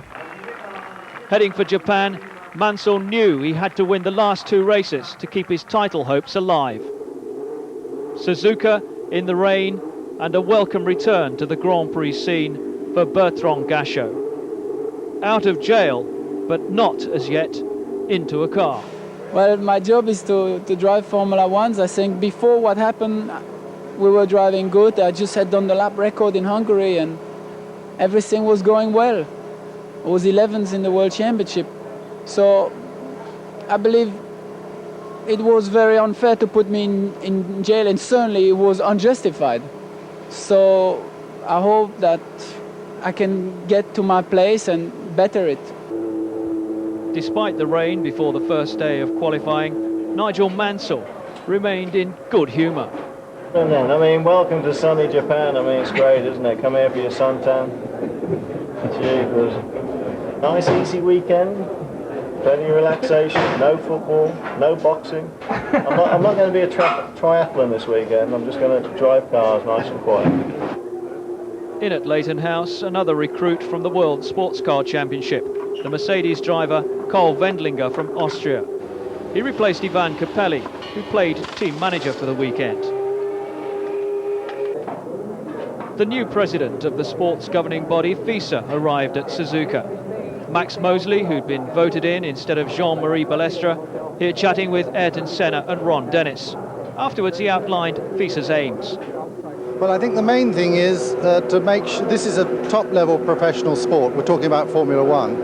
And really the main function of FISA is to do everything from its side to match that level of professionalism. I think we've got to make sure that the entire FISA operation, which is really a refereeing operation, is at the same high professional standard that the teams operate to. Having said that, that's Formula One. The main work, for me at least, and the FISA generally, is outside Formula One and in the lesser formulae and with the countries where there is relatively little motorsport. Our job is to try and build motorsport up in those countries all over the world. Upsets in practice at Suzuka. Pierluigi Martini in the Minardi Ferrari. His accident delayed the session. No sooner was it underway again than Gabriele Tarquini made a mess of his new Fond Metal. More seriously, Eric Bernard in the Larousse, still in the cockpit of his crashed car. There's some indication of the impact from the replay here. Amazing that the driver didn't suffer major injuries. Bernard with a broken leg that will keep him out of Formula One until next year. Helicoptered to hospital, Larousse ran just one car at Suzuka. Jean Alesi out in the Ferrari, finding Suzuka troublesome, the car out of shape in more ways than one. 1991 just wasn't Alesi's or Ferrari's year. Michael Schumacher, another young charger, walking back after his skirmish in the Benetton. Made a great impression in the first few races, Schumacher, but he demonstrated that nobody's infallible in this game.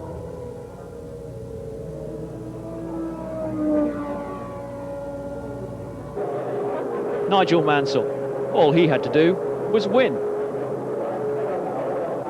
Ayrton Senna, all he had to do was finish ahead of Mansell.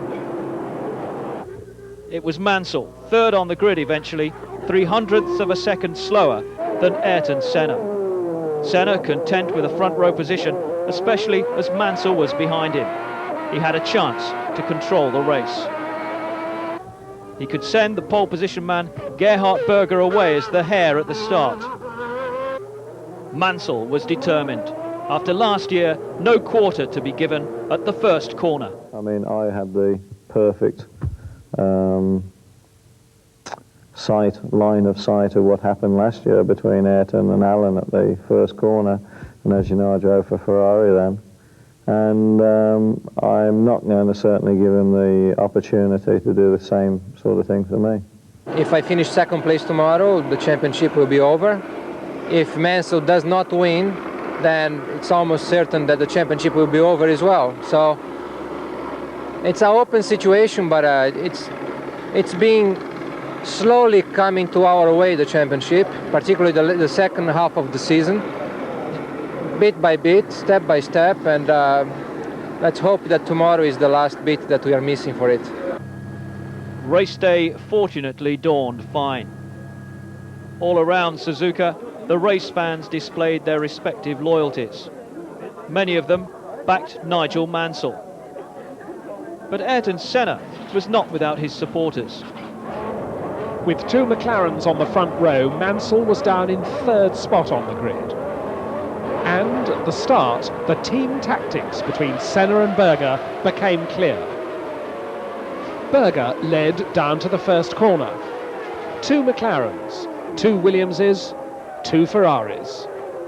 And no repeat of last year's collision.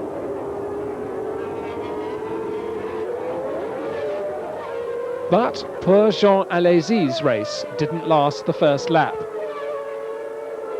Another blown Ferrari engine. More disappointment for Maranello. So while Berger led, Senna concentrated on keeping Mansell down in third place.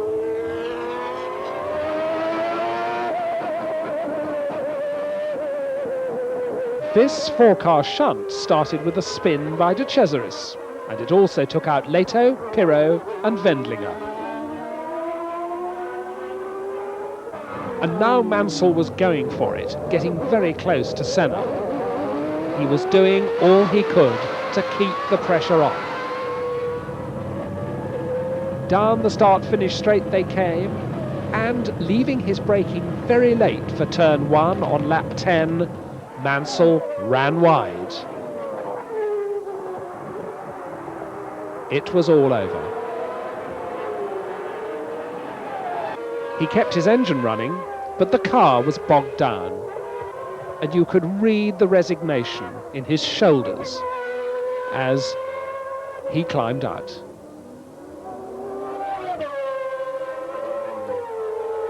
His championship battle was finished, and in the Williams pit, Patrick Head gave Frank the news.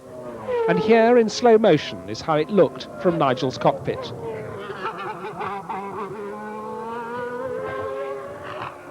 It was another bumpy ride into oblivion, but Nigel was magnanimous in defeat.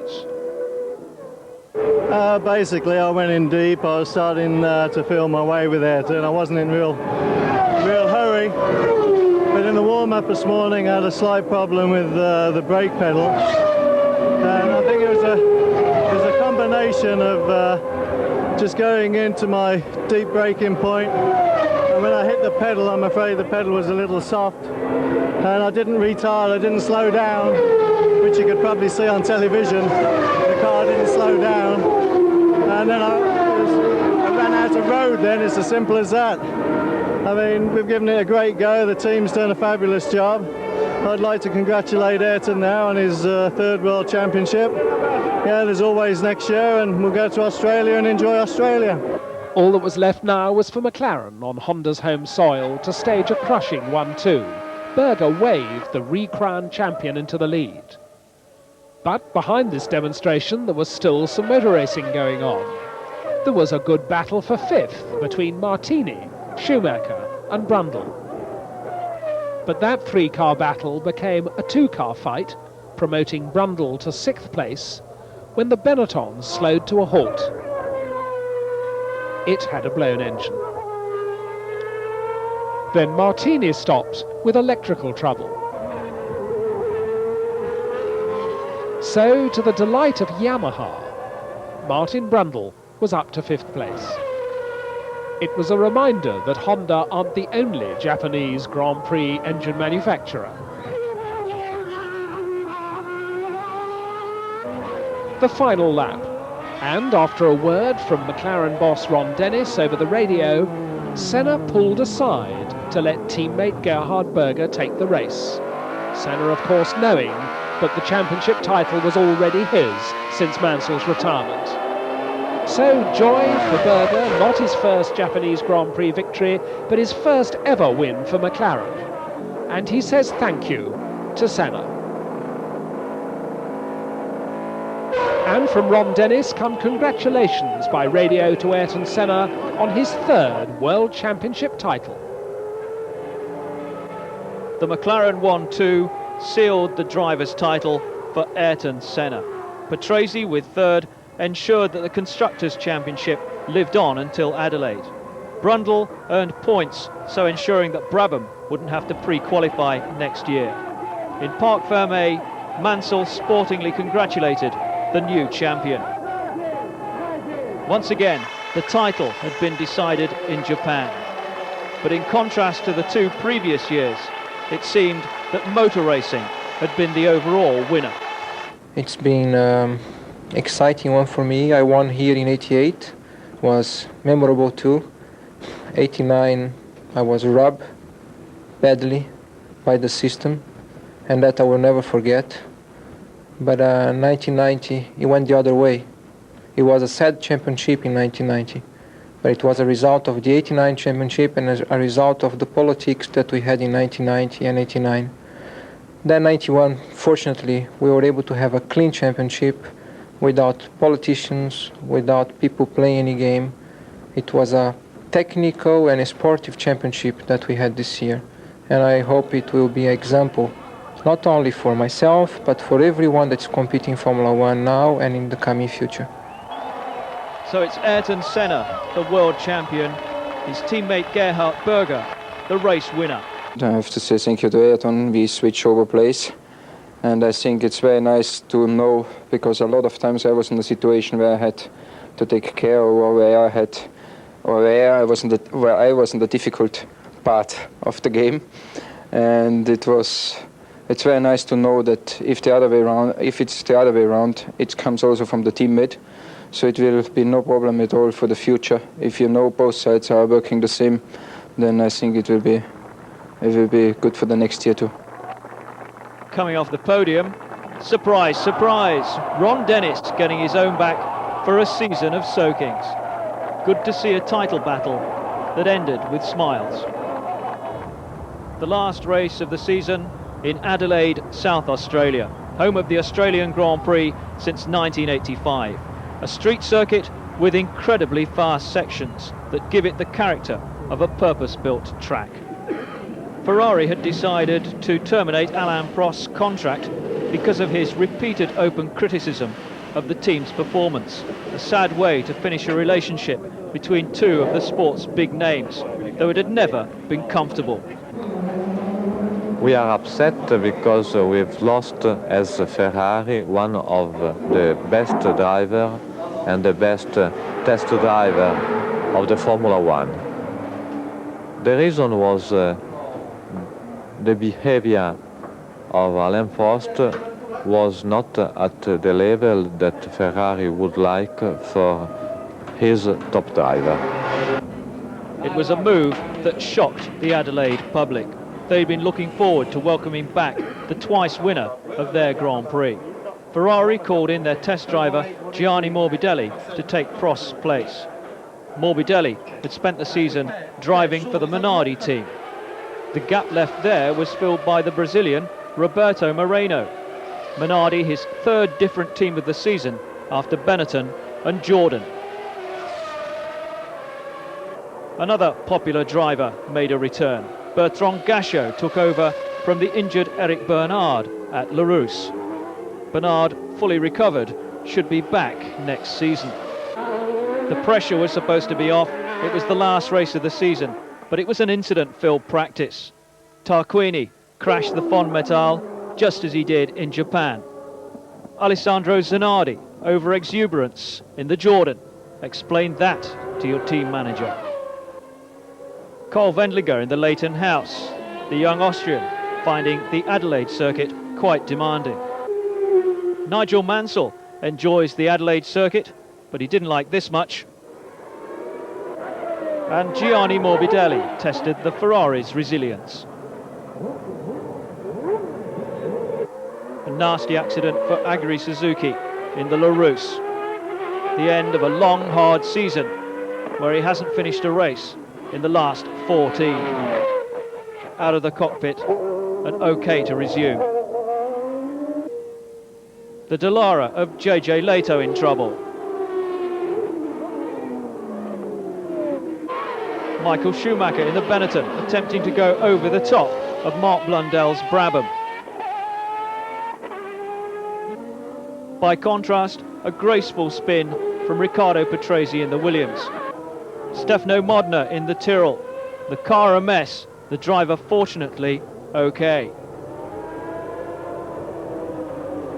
Seemingly untroubled, the new world champion came through to claim his 60th pole position. The record goes higher.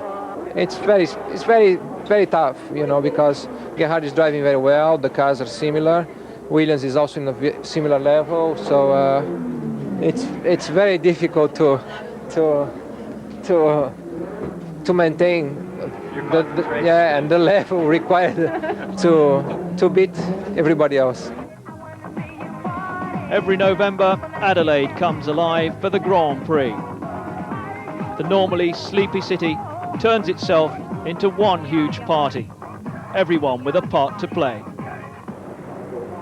Half an hour before the race, a rainstorm blew in, triggering memories of the controversial Grand Prix of '89. By the time the grid formed up, the rain was torrential.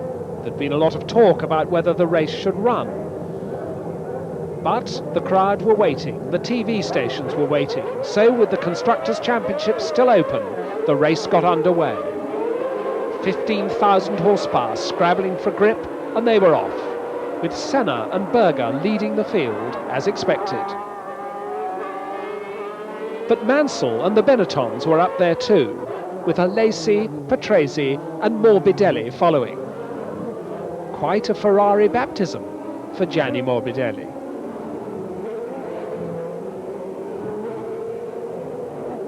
Conditions were impossible, visibility non-existent, but somehow Mansell got past Berger into second place and started to catch Senna. Piquet showed there was no grip at all, but this little pirouette didn't even lose him fourth place. The ever-determined Mansell was soon on Senna's tail, but as he dived out of the spray to go alongside, a marshal's warning wave told of wreckage ahead. Larini and Alesi had crashed on the straight, and Mansell only just saw the wreckage of the Lamborghini in time and pulled in behind Senna again. Still, in these impossible conditions, Mansell kept the pressure up.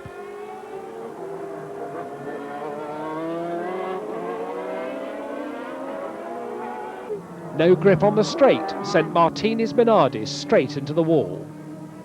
And now the rain was coming down harder than ever, and everyone was wondering why the race hadn't been stopped.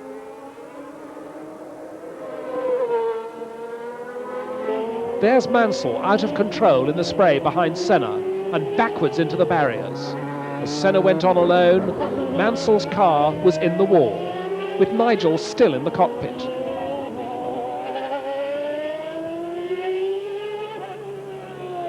Berger, now second, had a major spin, but rejoined.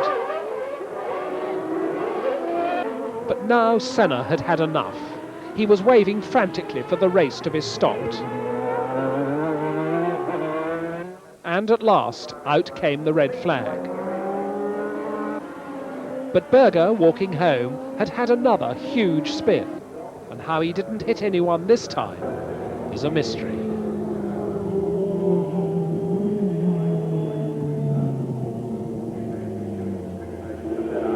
Mansell was being helped into a medical van in pain from an injured foot. Afterwards, he was very angry that the race hadn't been stopped earlier.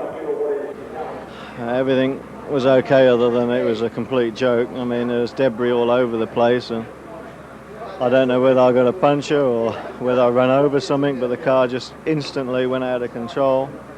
It might aquaplane, but you know, I've been through the corner in Senna's tracks time and time again. Television will show, and he just threw me straight into the wall, left hand, and he was a big hit. Well, I'm speechless because, you know, there's a truck down the straight, there's 4 cars down the straight. The race should have, they had 10 laps to stop the race when that accident happened. There's debris all over the place. I mean, people getting punctures. I mean, I just don't know, and I mean, I've hurt myself. I mean, my foot is really bad now, and I've got a headache like there's no tomorrow, so I probably had a little bit of concussion. But, I mean, I can't say anymore. I just don't understand. I think it doesn't really matter whether they start or don't start the race. We've won the Constructors' Championship because Williams needed to win.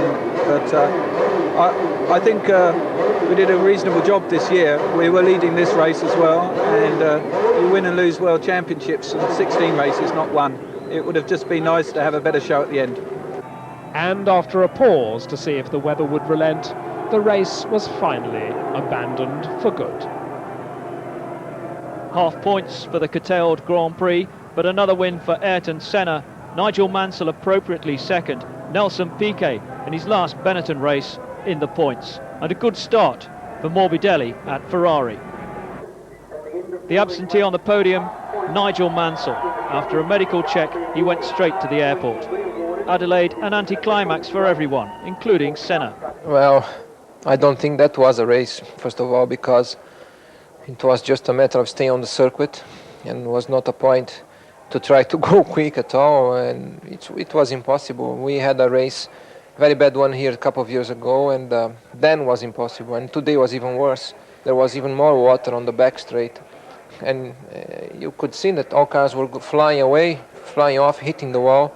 And surely if I was in the lead, I had a little more visibility and I could take my time to make sure I would stay on the circuit. But it was just one of those things. I managed to stay on the circuit, but it wasn't a race at all. Despite the damp ending in Adelaide, it was a season that portrayed so much of the very best of the sport.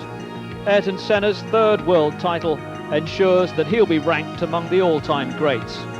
Nigel Mansell's latest disappointment in his quest for the championship cannot disguise the fact that he's a genuine racing driver, a supreme entertainer for Formula One's millions of fans. And no sooner had the teams returned from Adelaide than they began testing and developing, looking ahead to the 1992 season. Formula One never rests.